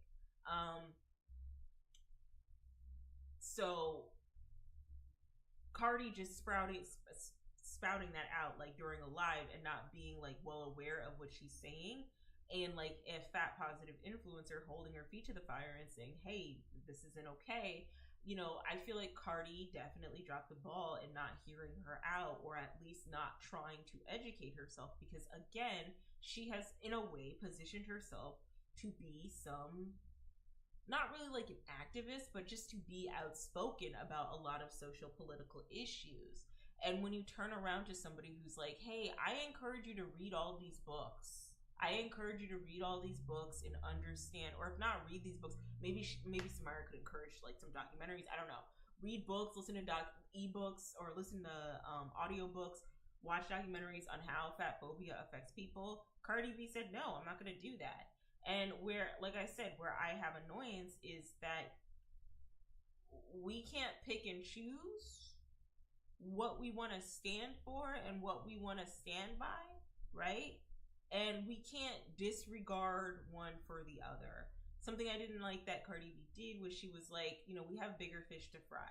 Okay, like I know you're offended by the fat comment that I made, Samira, but like, look what's going on in office. Look what's going on right now. We can't worry about these things, right? And I don't think, as somebody who's so outspoken, especially in spaces that, you know, Samira would probably be a subject matter expert in, it wouldn't be her best interest to say that there's different things that we need to worry about. Because I do agree with Samira that fatphobia is inherently tied to this current political climate, and it's also inherently tied to what this administration and what a certain side is trying to push on social media and online. All right. And so that's where I feel like Cardi B fell short. And that's where I feel like Cardi B should have, at the very least, not have gone back and forth with Samira. She should have said what she said. Like, didn't JT get into a controversy with another fan over MAC lipstick? She said what she said and then she just logged off, right? And it was effed up what she said. I think she called the woman like a pregnant bulldog or something, but like she said what she said and then she logged out and she went about her day, right? In this case, Cardi B is going back and forth with this influencer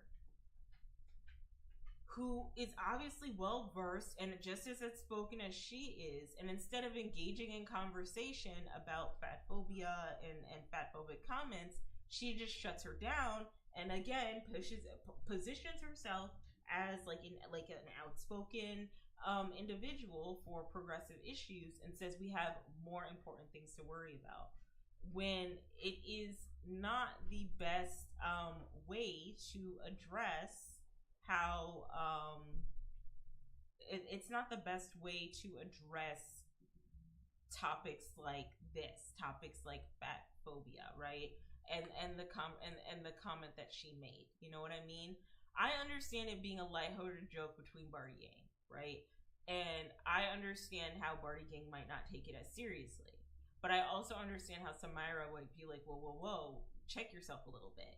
And I feel like Samira has every right to check someone like a Cardi B because, again, Cardi B has positioned herself to be, somebody who speaks out against issues, for issues similar to what Samira is dealing with.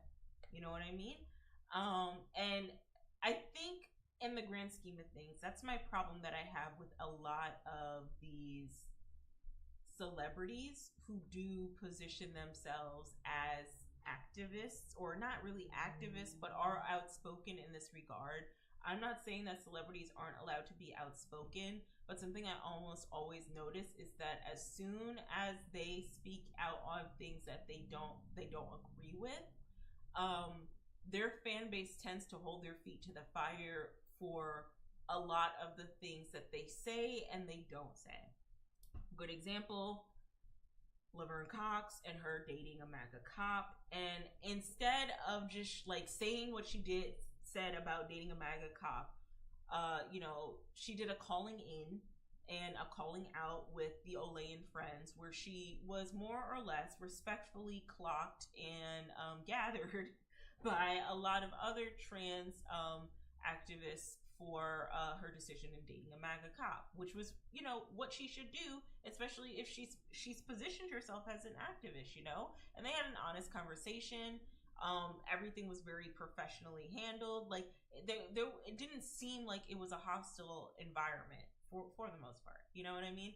Another example, Chaperone, and the white woman feminism of it all. I gotta be real. Miss Mamas gives white feminism. She gives white feminism. And how she comfortably sat up on that Call Me Daddy podcast, and she sat up there and said it's very hard being a performer and writing songs and touring, and it's so much work, and everybody's expecting me to have something to say all the time. But then in the same breath has positioned herself by engaging in marginalized subcultures like drag, and has been very outspoken about trans women, and has just been very outspoken in general every time she earns an award show, or every time she's about to perform on like these stages, right? During these like music festivals, it gets really annoying to just see Chaperone, especially in a time and in a climate such as what's going on politically right now. It's very unfortunate to see her back down and say, I'm just a girl, I can't keep doing this. And in the same breath, with somebody like a Cardi B, the same notion holds true. Cardi B, in a way, isn't really just like backing down. And she's not backing down. She's just bucking back at Samira, encouraging her to just like understand the language that she's using and understanding how this could negatively impact women like Samira, even if it's a simple joke between the Barty Gang fans. Do I think that this was escalated way more than it needed to? Yes.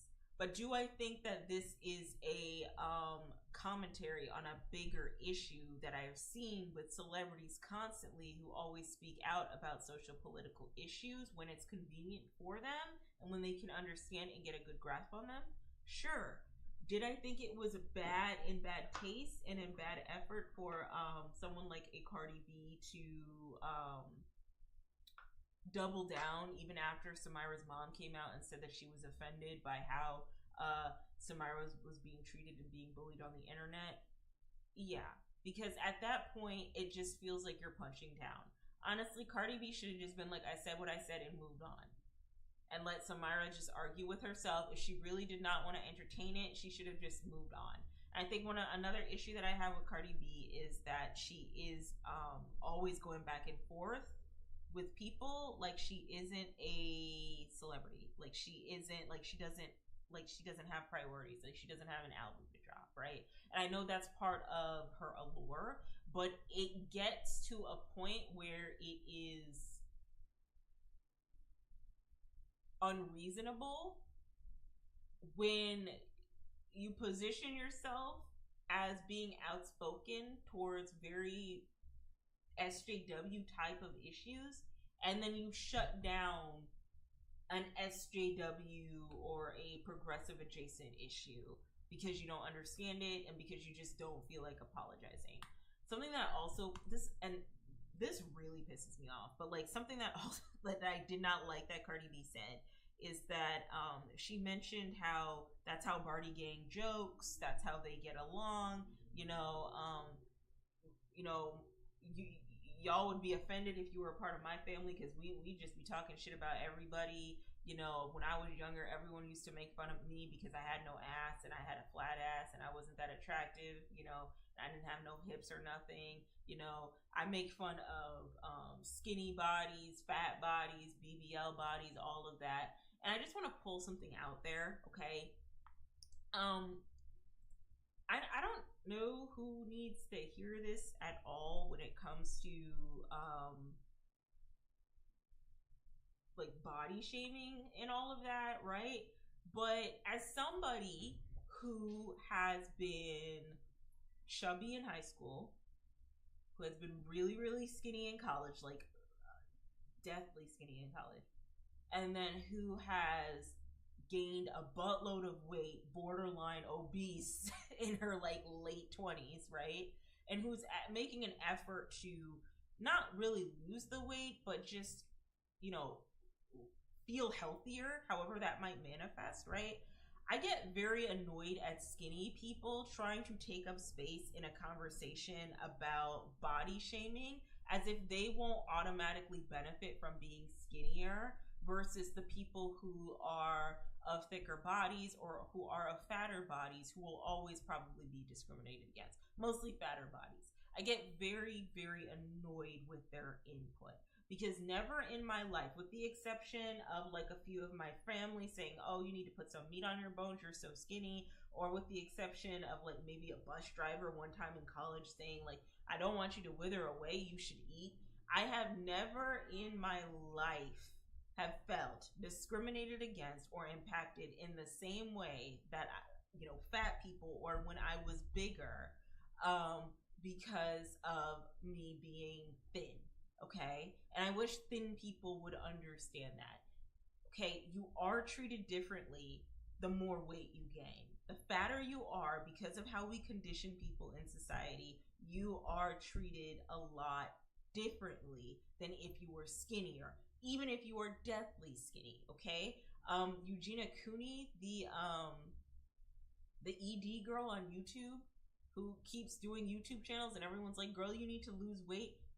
Huge outlier. But there are girls who are doing the same practices as Eugenia Cooney on YouTube, and they might look quote unquote healthy because they're skinny, but really they are like starving themselves all the time. Okay, and they're not eating a sustainable diet, and they're doing yo-yo dieting and crash dieting and binge eating and all of that crap, right? People will always socially accept the skinny person, whether they have the best BBL done by Dr. Young Money himself, or whether they have, you know, just no meat on their bones and they're all flat everywhere. People are almost always going to celebrate and honor and look up to and idolize skinnier bodies, okay? Going back to The Biggest Loser real quickly, you saw how long that show was on air, and it got to the point where it was no longer about how much how healthy the contestants were, and it had everything to do with how much weight they can lose and how intense the story was in the name of telling a good making good reality TV, right? And then even then, you have Bob Harper, who is suffering from a heart attack, being in presumably really good shape, but still not honoring good health practices if you're falling ill of a heart attack at like 40 some odd years old. You know, like that's deathly young. That's really young. You know what I mean? And so like that's my problem. And I wish when people get clocked about their fat phobia, I really wish they would not resort to, well, I've been skinny shamed before. You know, as a skinny person, I've always been impacted by this before. People always make fun about me not having an ass and blah, blah, blah. First of all, it's not even trending to have an ass now. BBLs are out of question, okay? Maybe in like minority spaces, all right, it will be trending to have an ass. But at the end of the day, if you are skinnier, you will still be respected. Okay, like the skinnier you are, the more respected you will be. All right, the fatter you are, the less respected you will be. Why else would they have called a reality TV series about obese people losing weight the Biggest Loser? Outside of them just like maybe losing the weight, but like still, you know what I mean? The connotation about fatter people is that they're losers. They're losers. They're not healthy. They're not deserving of respect. They're lazy. All right, they're lazy because they haven't taken their weight into account and they haven't done things to take control of their weight. You know what I mean? And the reason why a lot of people were divided about the whole discussion, and people did take Samira's side, right, is because we are now in a culture where we want, like, thin is in. We're in a culture where thin is in. Being skinny is trending. Being skinny is what's hot right now, okay? And so because we are in this culture currently, saying comments like this, saying comments like y'all are fat as fuck is very, very harmful to what is going on right now, even if it is a joke. And even if you didn't want to back down on the joke, going back and forth with Samira to create a moment and to be like, I'm gonna stand my ground, free speech, isn't a good look either. It just shows that you're not willing to learn about things that you're not well versed in, that you don't hold to the highest priority. That's what that shows. Especially when you openly say, I'm not gonna read all these fatphobic books. I'm not gonna read these books about fatphobia because we have bigger issues shit to frack, right? And it's true. There are more like bigger issues that we need to talk about. But what Samira is discussing also ties in heavily to Sydney Sweeney getting on American Eagle and talking about her good genes. Dunkin' Donuts talking about genetics. The trend of being skinny and thin back in. People going on Ozempic and damn near killing themselves in order to obtain an unrealistic size. People doing really shitty diet practices in order to be seen as socially acceptable. People giving awful diet, health, and fitness advice in the name of being,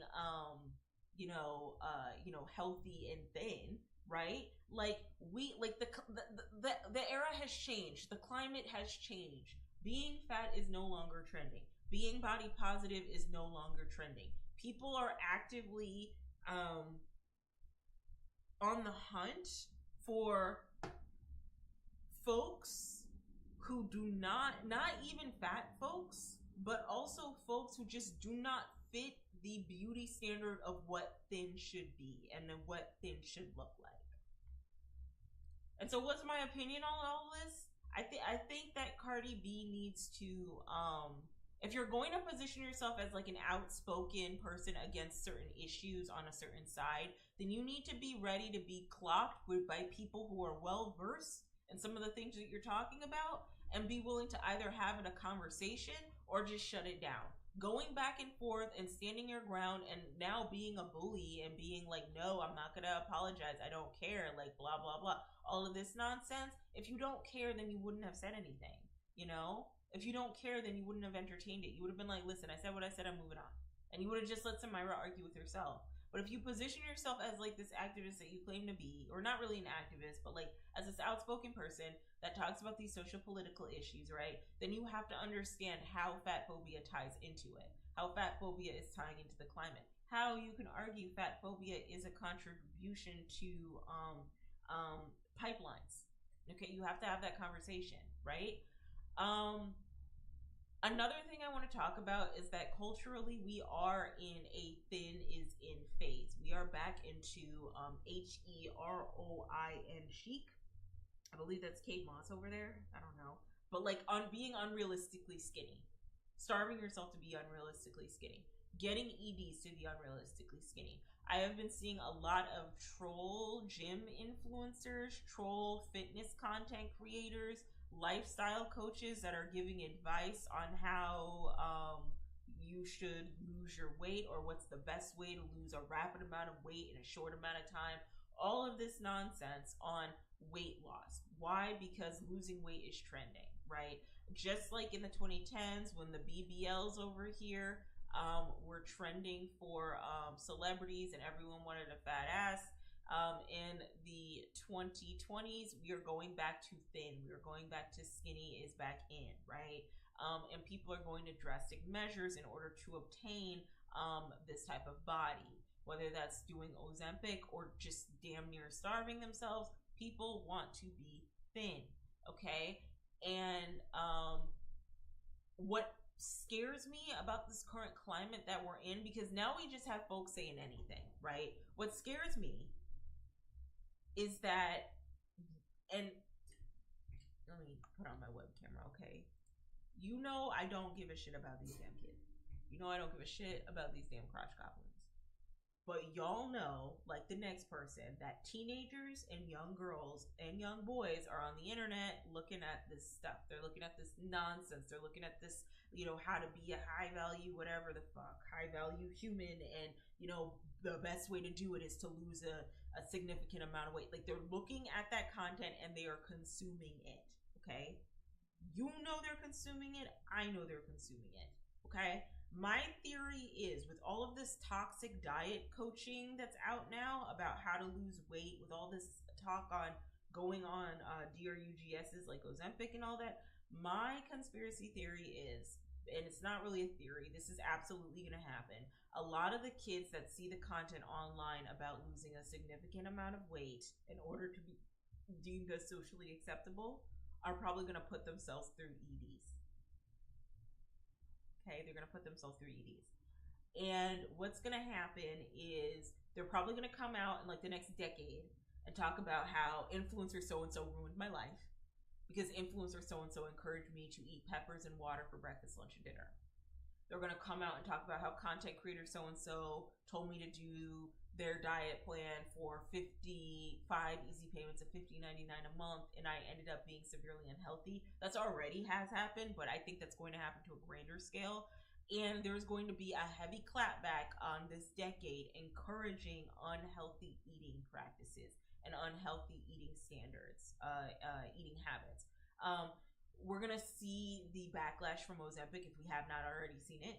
All right, people are going to come out in the next 10 years and say, oh yeah, Ozempic was not good for them. It's going to get the BBL treatment. Okay, girl, it's going to be right up there with the BBL. Remember when people sat up there on YouTube and talked about BBL epidemics after seeing women from the DR come back with new booties? The same, Ozempic's going to get the same treatment if it hasn't already gotten it already. It's going to be to a more grandiose scale. Maybe there's going to be a Netflix docuseries talking about the dangers of Ozempic, and that's going to switch on the light bulb of, oh, maybe we shouldn't be doing that.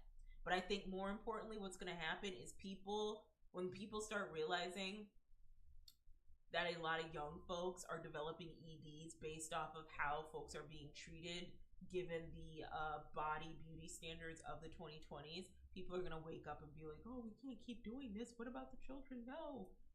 That's what's going to happen. That's what's going to happen. Okay.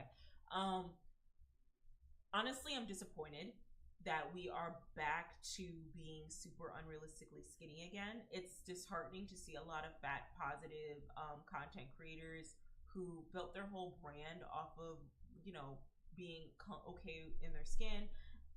Well, hold on. Let me shift back. Not really fat positive, but like body positive content creators who are really strong advocates for being like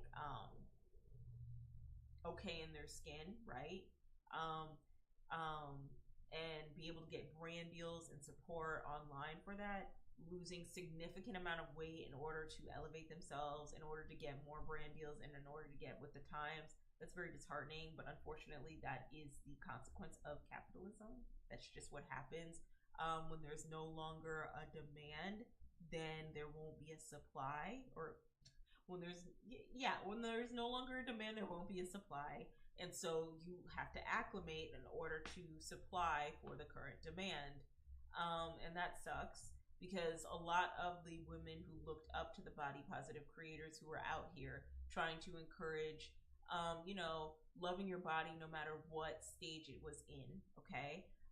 Which is what that's what body positivity is, guys, okay? Fat positivity and body positivity are two different things, all right? And I think y'all construed it body positivity with like being fat is okay even if you're morbidly obese. When it was really just love your body at every size. Well, no matter what you're going through, no matter what you're dealing with, just love your body and be nice to it. That's what body positivity was, right? But we don't even have that anymore. So now we're on to like these unrealistic practices of being super skinny to encourage good health, but in actuality we are encouraging bad health practices, right? We are doing this yo-yo thing where in the 2010s it was all about that base, right? And it was all about being curvy. And now in the 2020s it's all about being skinny. And it's almost like people have disregarded the consequences of what happened when encouraging toxic skinny culture. And that's what pisses me off. It's not the fact that people are going back to being skinny by pumping themselves with DRUGSs that are probably not worth their time. It's not the fact that people are once again encouraging unhealthy eating practices and unhealthy relationships with fitness in order to obtain a skinny physique. What pisses me off especially is that y'all know better. Y'all fucking know better, and that's what makes me angry. You know what happens when you encourage toxic eating practices and you encourage people to starve themselves. You know how that ends up. Remember that Pilates lady who said if you're 200 pounds and you teach Pilates, you should quit or whatever?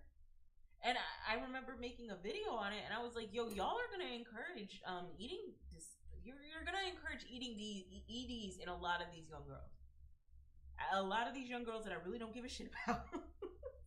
A lot of these young people that I really don't care about. You're going to encourage EDs. That's what's going to happen. By you sitting up here and talking about how, you have to be this size in order to be accepted as skinny. I weigh 200 pounds and I don't look it. There's a whole subsection of gym TikToks of girls saying like follow the people who are your body type down to like your leg length and your torso length, you know what I mean, and your arm length, right? If you have a long torso and short legs, or if you have a short torso and long legs. And then they also show what it looks like to be their size, okay? And women that you would not think are 200 pounds because they lift heavy and they got muscle are in fact 200 pounds. Oh, hi, Nurse Jillian. Muscle weighs more also. Height matters a lot. Yes, height does matter a lot. I'm 5'6.5", and I'm like 203 right now. And you look at me and you think I was mid-size. I remember at my heaviest, the doctor didn't even pull me aside and say, hey, you need to lose weight. He was just like, oh, and hi, Eric Corno. Thanks for visiting the chat. Yeah, that's what a lot of people think. I'm like 150. I'm not. I'm like 203, and that's because I have a history of lifting, and now I'm eating doing a really good diet plan where I'm getting like at least like anywhere between like 130 to 160 grams of protein. So I'm eating the protein that I need, and I'm building muscle, and so that's creating for me to that's creating a space for me to be a little bit heavier, and that's okay, you know what I mean? But you wouldn't know that if I didn't tell you, and that's the problem. That's the problem that I have, is that you got bitches on the internet who think that they know about health and wellness because they joined a couple of Pilates classes talking about, oh, if you're 200 pounds, you can't go to a Pilates class. And it's just like, girl, you don't even know what 200 pounds looks like. And this is all stemming from the aggressive shift back into skinny culture. When we know what happens when you encourage unhealthy skinny practices. You know what I mean? Like, we know what happens when you encourage EDs. We know what happens when you tell your audience to eat cucumbers and water, to take that detox tea, to take that Ozempic drug. Like, we know what happens when you do this shit, and it just pisses me off so much that individuals are still more than willing to, just kind of align with the times because it's trending.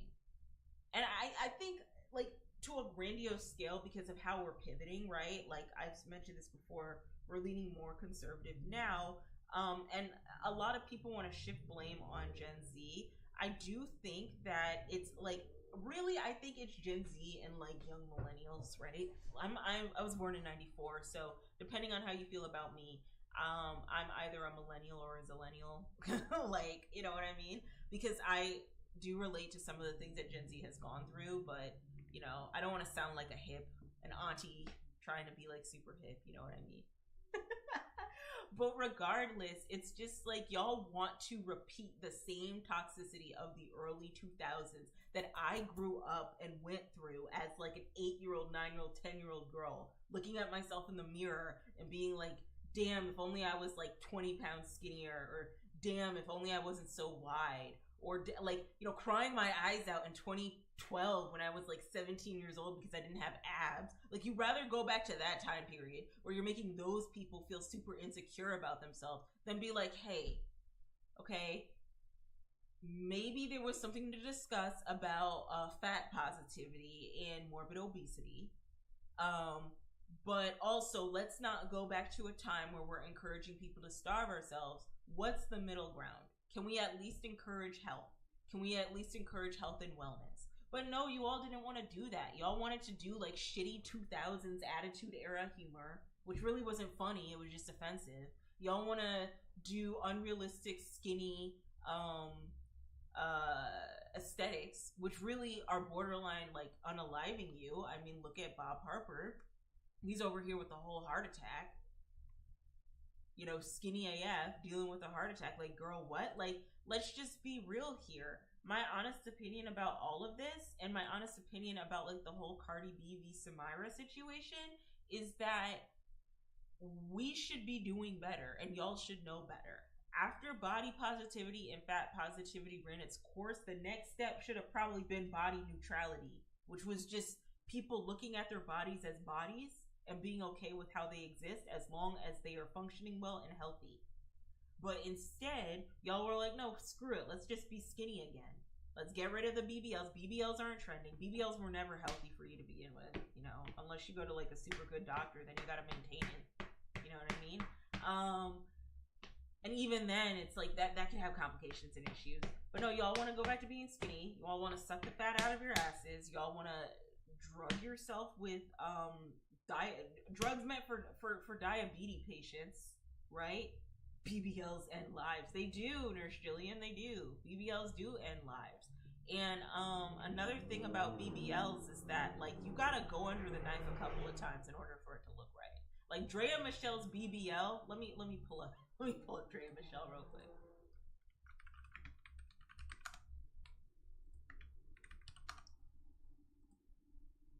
Okay, Drea Michelle's BBL, all right? Just real quickly. Ooh, I don't know if I should show this. Maybe I can show... Anyway, Drea Michelle's BBL, all right. I don't know if I can show any of these, but okay, never mind. I can't show this. But I'm gonna just say Drea Michelle's BBL is not no round 1 BBL, okay? That's round 2, 3, and 4, and she probably has a fitness trainer too. She's probably gotten liposuction as well, a little nip and tuck here and there. Like, Drea Michelle's BBL is no round 1 BBL, okay? And a lot of people who have really awesome BBLs and really good bodies, they go under the knife 10, 12, 13, 14 times, or 1, 2, 3, 4 times, excuse me. Like, they go under the knife a lot, risk their lives a lot. And I think when BBLs became accessible and people started putting that shit on care credit and all of that, I think that people failed to realize that you're probably gonna have to do that shit again in order for it to look the way you want it to. And then if you do not know how to work out, right? Like, if you don't know how to exercise, it could end up looking worse. And I've seen it in real time. I've seen people who have gotten BBLs and they don't take care of it, and then it ends up looking way worse than they originally had looked. You know what I mean? Like, you gotta keep doing that shit, bruh. You gotta keep going under the knife. You have to keep risking your life. And at some point, it's just like, do you really want to go under the knife and risk not being with us? Or do you just want to walk a couple laps around your apartment complex? Do you just want to learn how to eat better? Do you just want to learn how to weight lift or lift weights? Have like a well-structured glute program and eat protein? You know, like I just get really angry when it comes to this type of conversation because I know what the end result is, and it's almost like cyclical when it doesn't have to be. You know what I mean? And so it doesn't sound like I'm shitting solely on the skinny people, right? I've always had my discretion with fat positivity in that if you are morbidly obese, I'm talking like 400, 500, 600 pounds, which again, depending on like your height and how you carry it and how you take care of yourself, could potentially be subjective, right? But if a medical professional is telling you, like a doctor is sitting next, like staring you in the eyes and saying, hey, you are going to be pre-diabetic, or you are type 2 diabetic, or you have high blood pressure, or your kidneys are failing you, your internal organs are failing you, the best option for you may be just to lose weight, right? I don't think there's anything wrong with that. I don't. I think where it can get very toxic is if you look at the BMI scale, because like the BMI scale looks at me and says I'm obese. You know what I mean? And that's like not the case, right? Or when you're dealing with a doctor who's like super like fat phobic to the point where they're just like, oh, you weigh, like they're looking at me and they're like, you weigh 200 pounds, you need to lose at least 40 pounds, right? Like that's where it gets a little bit I don't really know. Or when the doctor is constant, like if the doctor wants you to lose weight and they're shoving like Ozempic your way, I don't know. But where I'm not really a fan of fat positivity is when you have fat activists who are like, hey, I gotta make some health changes because I might not be here any longer.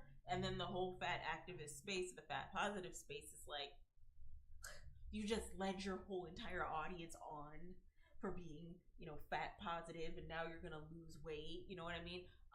This happened with glitter and lasers and another fat positive influencer, where a fat positive influencer called out glitter and lasers, who was like a well-known like body positive, fat positive activist type of creator on TikTok. She came out. Glitter and Lasers came out and said, I went to the hospital, or I went to the doctor, and the doctor said, hey, girl, you need to lose some weight because like you have this disease, and like your disease is gonna worsen if you don't lose the weight. So I'm gonna have to do something. I'm gonna have to be more active. And I remember a fat positive creator came on there and was just like, I don't think it's okay that you're over here leading on your fat positive audience, your audience of fat viewers, for all this time, only to come back out and say, hey, I have to lose some weight. You know, that seems pretty predatory to your fat positive audience. And every time I think about that, what was interesting in that fat activist or fat positive activist response and clocking glitter and lasers is that not only was she mentioning how glitter and lasers was being predatory for the sole purpose of losing weight, not because she wanted to, but because at that point I would presume she had to, but she also mentioned how she was interested in getting Botox and filler and changing her appearance outwardly in the face, while also trying to clock glitter and lasers for having to lose weight because she's going through a disease. You know, that's the shit I don't agree with. That's the shit I'll never agree with, okay? In the fat positive community, all right? Like, I'll just never agree with that at all. I also watched Paige Christie's docuseries or, like, deep dive on the Cardi B v. Samira incident. And she did call out some things about Samira, like how she went to Old Navy and, like, a bunch of other... or excuse me, she went to some stores before a 5K and filmed herself going to the stores to see if they had 3X sizes or sizes for her body, and they didn't, and she needed it at the last minute.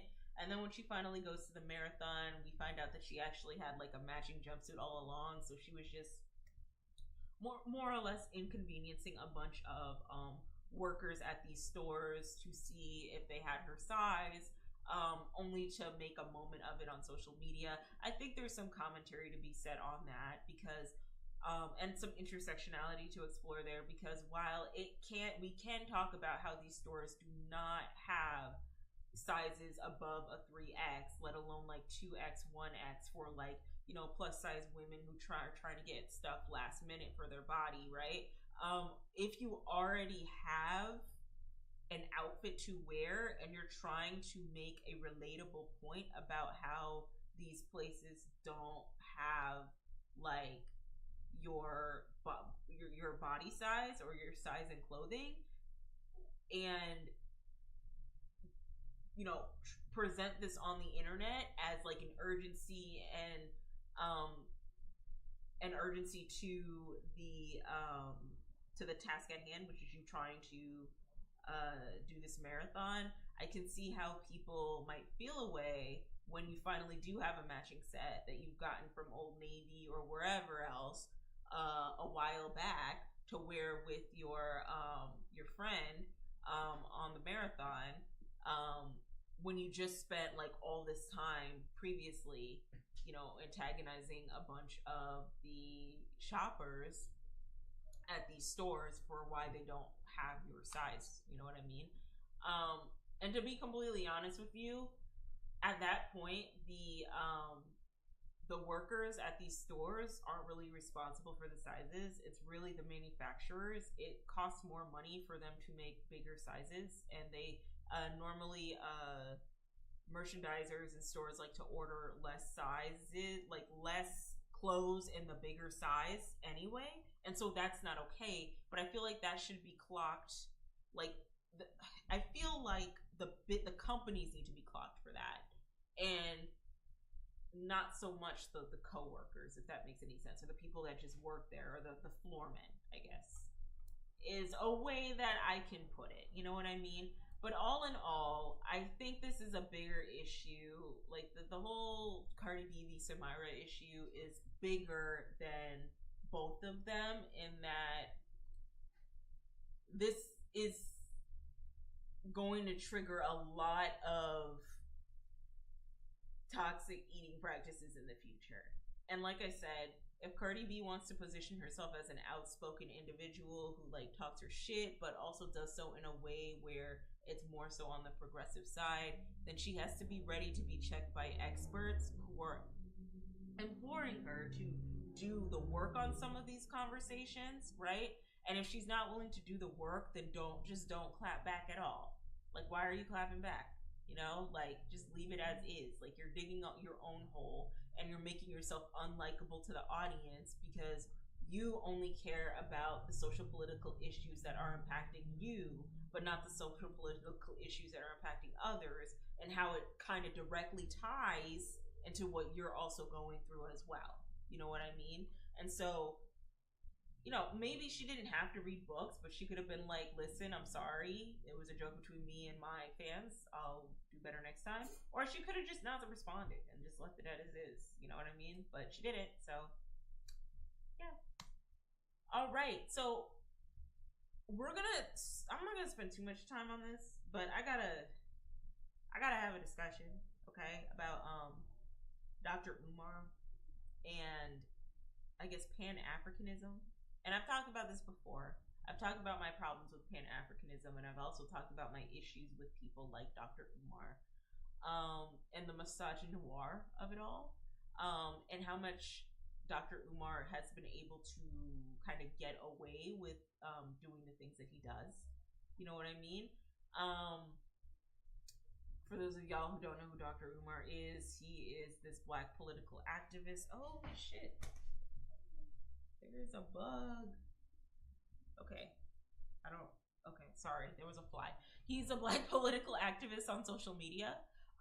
He was known for coming out about making his school for black boys, young black boys to go to, where they would be learning skills of leadership and financial literacy and education and all of that out in Delaware. So he asked his audience to give him money to help donate for this school.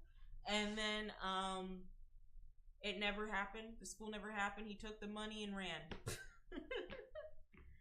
He took the money and ran, and true scammer behavior. Took the money and ran. And you know what's interesting about all of this and about Dr. Umar? It's just how popular scam culture is now. Just like how so many people, because of the presence that they have on social media, can literally scam you out of all types of shit, like money, time, resources, so many. And it's just so easy, even with the whole like digital online course phenomenon, where people are literally selling printable, form fields where you have to do the work yourself. The form field isn't even filled out, and they're selling it on Etsy and on Gumroad and on all of these other like digital seller platforms, and making bank on it. But like, it's just so interesting to see how Dr. Umar was the OG scammer before scamming really on the internet in the way that we do now really ever became a thing. And I think with what really bothers me about Dr. Umar and men that think like Dr. Umar, and just people who think of like him in general, I want to be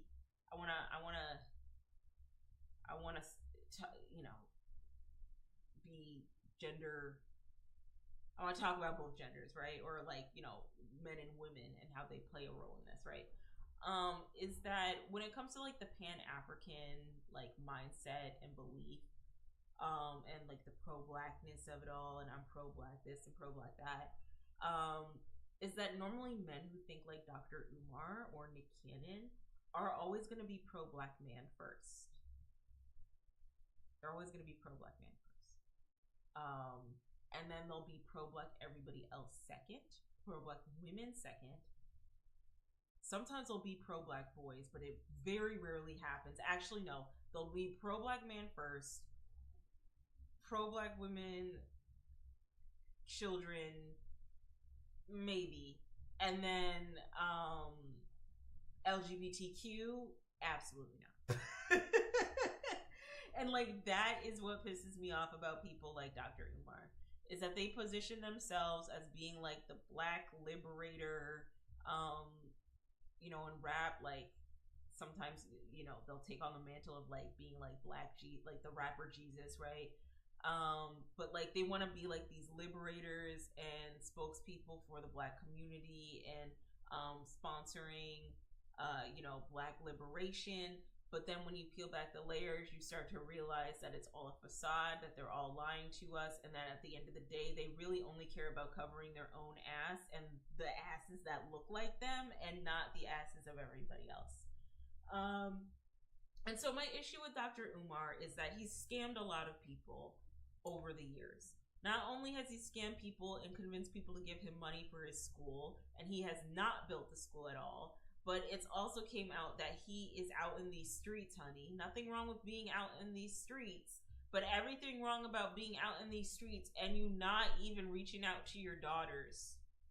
And so he has children. He has 2 daughters that he does not support or take care of. You can tell that that's his daughter, because look at how she's emoting. That is a Dr. Umar emote if I haven't seen it before, okay? That is his biological daughter that exposed him months ago about how he does not reach out to her or her half-sister, how he doesn't pay child support, how he doesn't do any of this stuff. And instead of him being like, you know what, you caught me, I'm gonna make an effort, I wasn't a good dad, I gotta do better, he flipped the switch on her and said, you know what, Mama Bear, Papa Bear, all of the bears, Goldilocks allegory, I don't know, we're all gonna get in a room together and talk this out. Because right now you're just doing this for clout, right? And his pastor voice, right? His black liberation voice.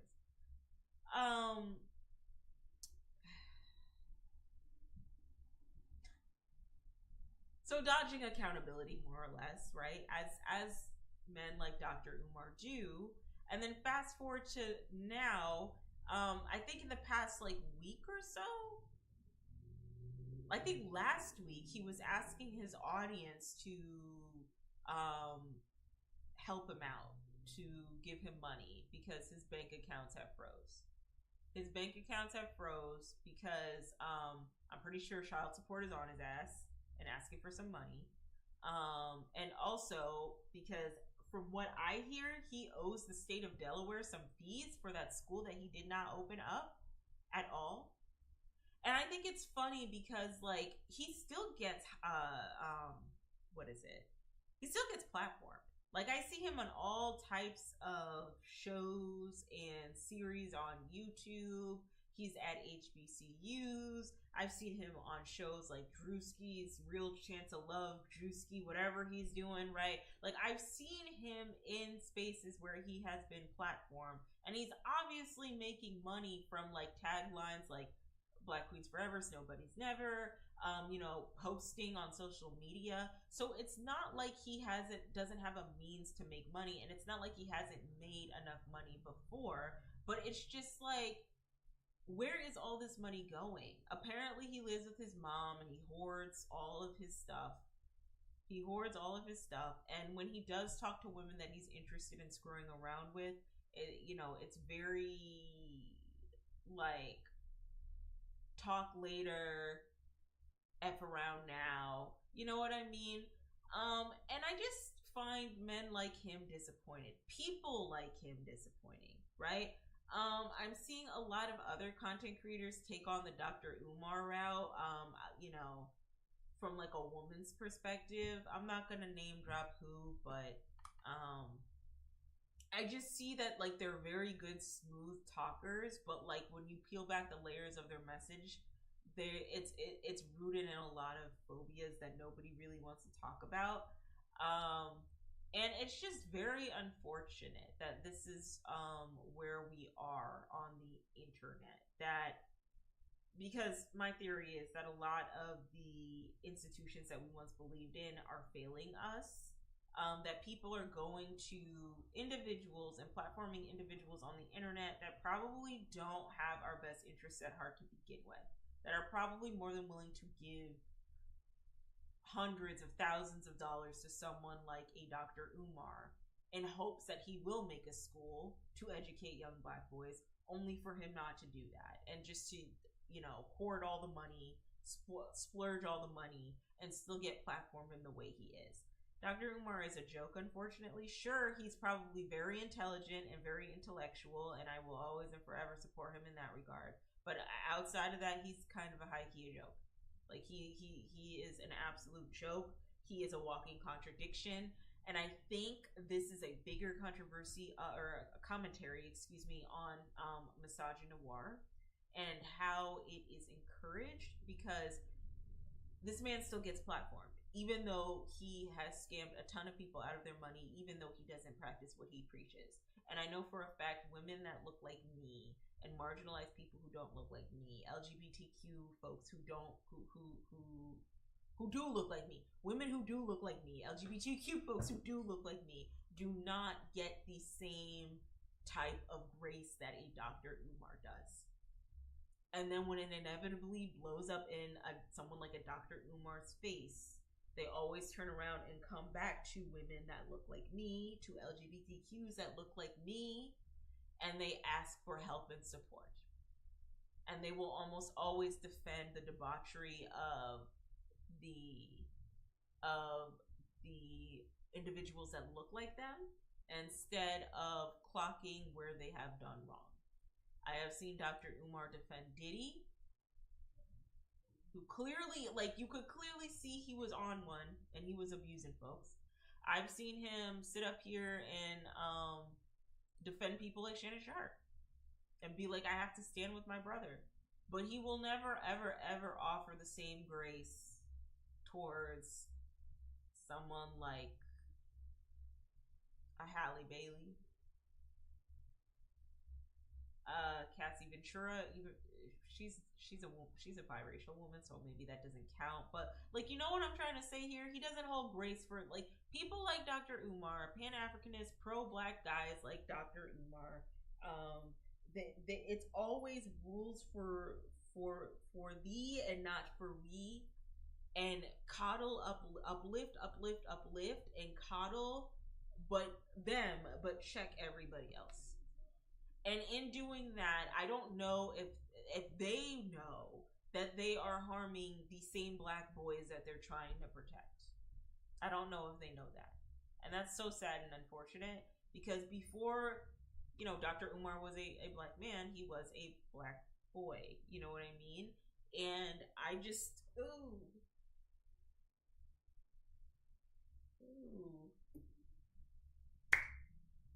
Damn it. I have a fly. I just don't really respect.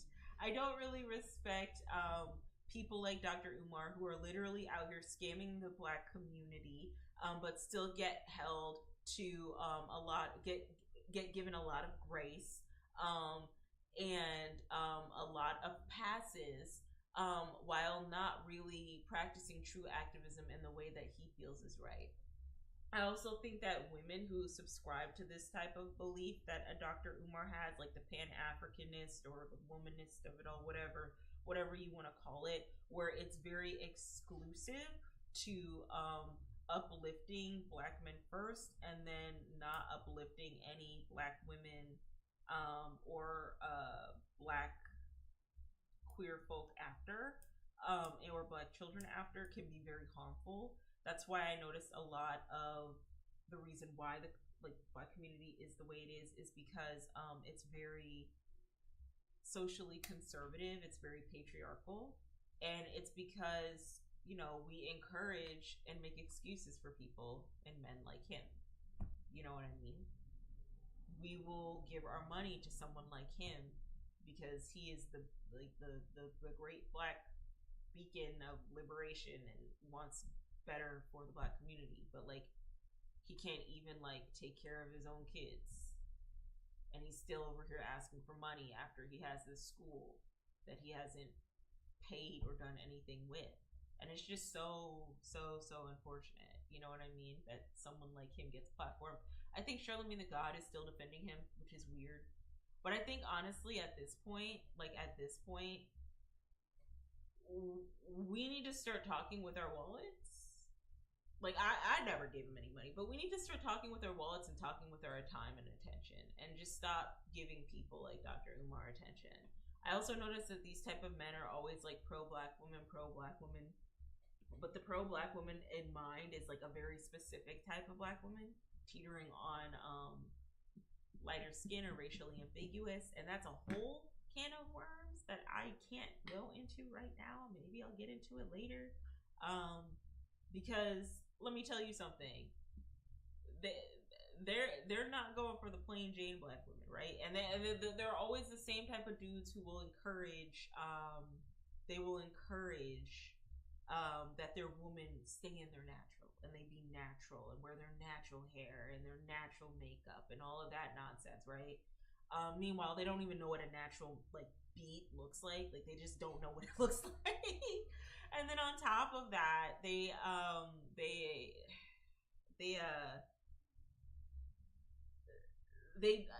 want their natural girlies, their natural baddies to look a certain way. It has to look and present itself in a certain way that is socially acceptable to them.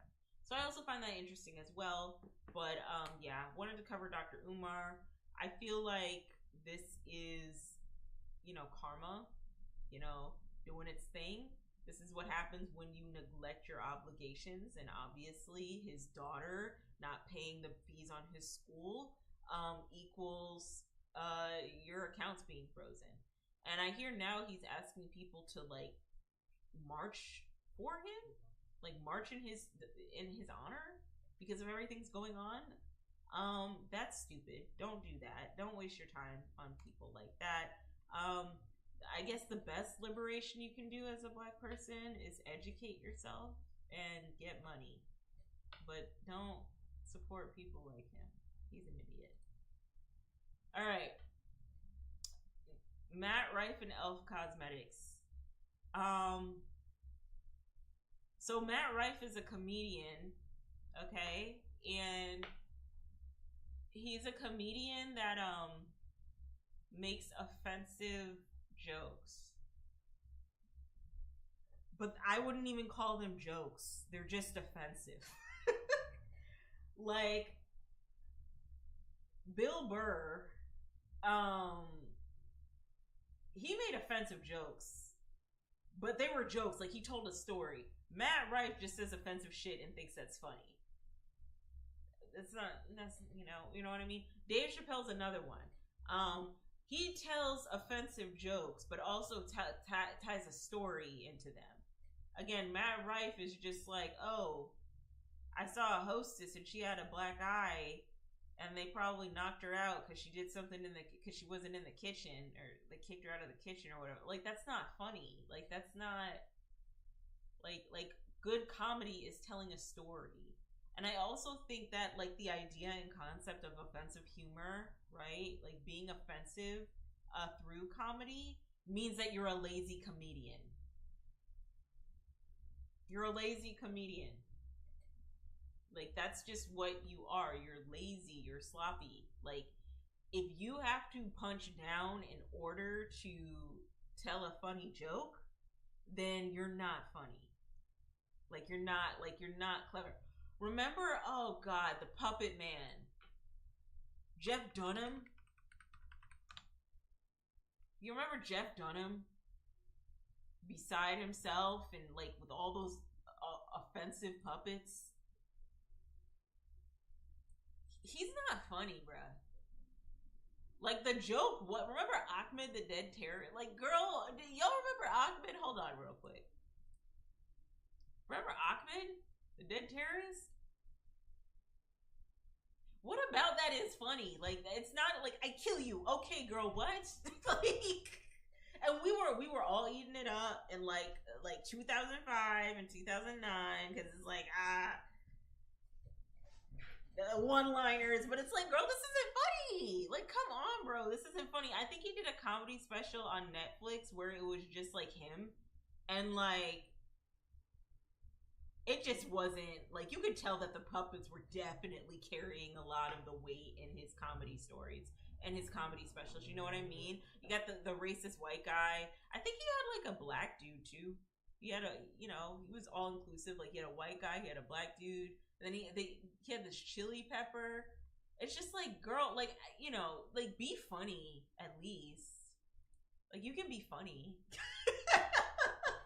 Like, if you're gonna have the puppets, right? Just attempt to be funnier.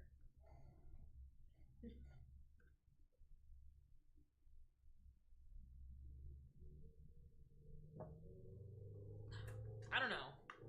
It also makes me think of guys like Bo Burnham, I think is his name. Bo Burnham. Yeah, Bo Burnham.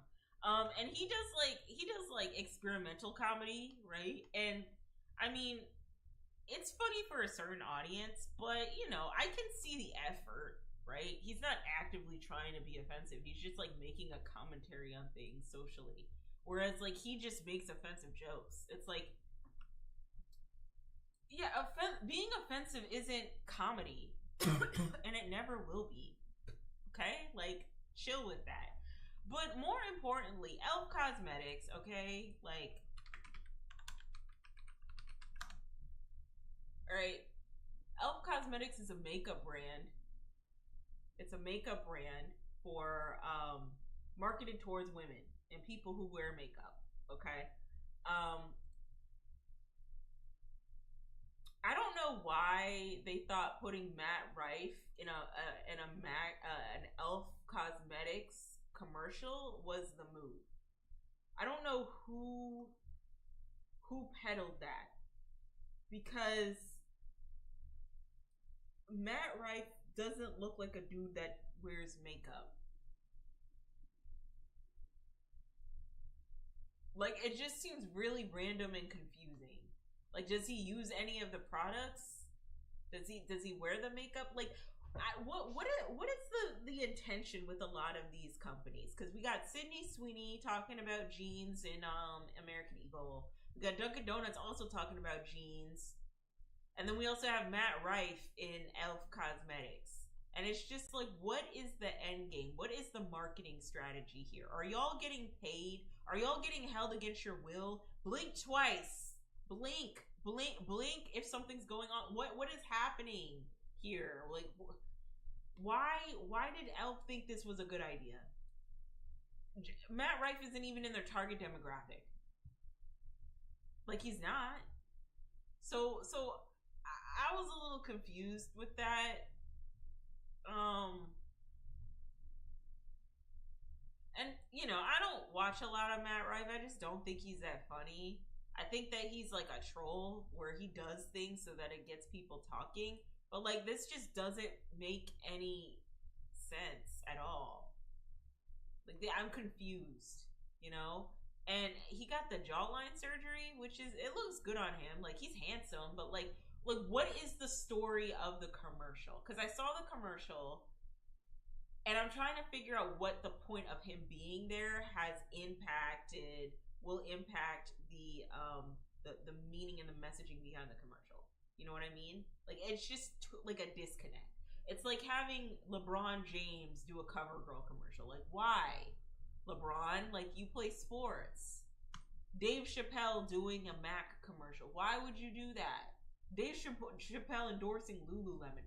Why? That's not your brand. Don't you have a beer line to support? You know what I mean? Like, this is confusing. So I was confused here. But whatever, Elf Girl, you got it, I guess. Not really, but I just wanted to bring that to light. A lot of these advertisement companies need to. A lot of these companies with their marketing campaigns, like they just need to be a little bit more. I don't know, like, make it make sense. Like, what are you trying to do? Like, for example, Sydney Sweeney in American Eagle, right?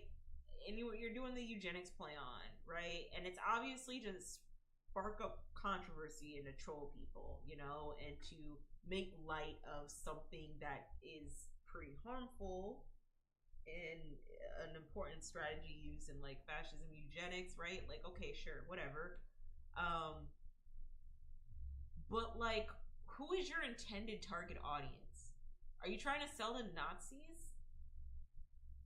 Is that your intended target audience? Do Nazis even buy American Eagle? Is there research on Nazis buying American Eagle? What if they buy Levi jeans? What if they don't wear jeans? Same with Elf Cosmetics. Who is your target audience that Matt Rife needs to sit up here with the telephone and try to, sell us on makeup and skincare products? Who is the target demographic? Cardi B doing that NYX commercial with the duck lip gloss. Okay, so that made sense. Because Cardi B is like a fashion girly. She wears makeup and lip gloss and all of that. Like, that makes sense. She's an influencer. Saweetie endorsing Forever 21 and having her own fashion line. That also makes sense. She's an influencer. Okay, that's like the next step for her, right? But like Matt Rife and Elf, like, what are we doing, girl? What's the message behind that? What's the intention? Anyway, I think companies need to really think through some of the marketing strategies they have and what they want to say. So, yeah. All right, I'm not gonna hold y'all. I did not listen to the song in completion. I just listened to the song at the very beginning, and I'm not gonna lie to you. I'll listen to it later, probably. But I think the aura is gone a little bit for Cardi. I know I've been like ranking on Cardi so much, but this song dropping combined with all of this shit going on, like, the aura is falling a little bit for Miss Cardi B. And I don't know how this new album's gonna look. I don't know if she's gonna make another album. I really don't know. I also hear that she might be pregnant. And you know, do you, sis? But like, also, like, just do you, whatever. But like,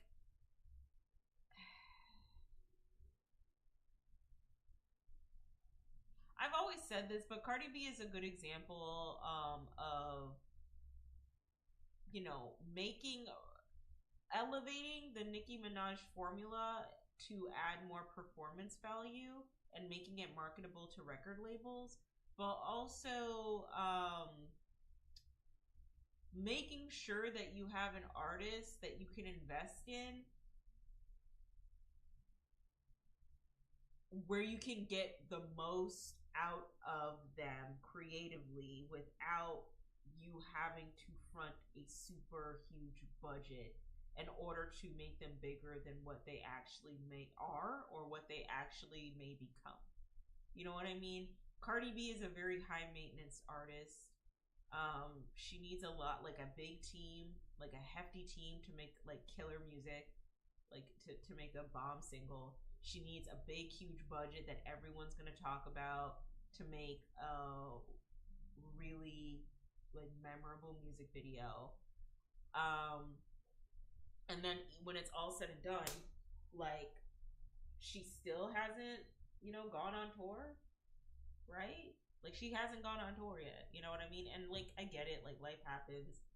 She's a mom, you know, all of that. But it's just like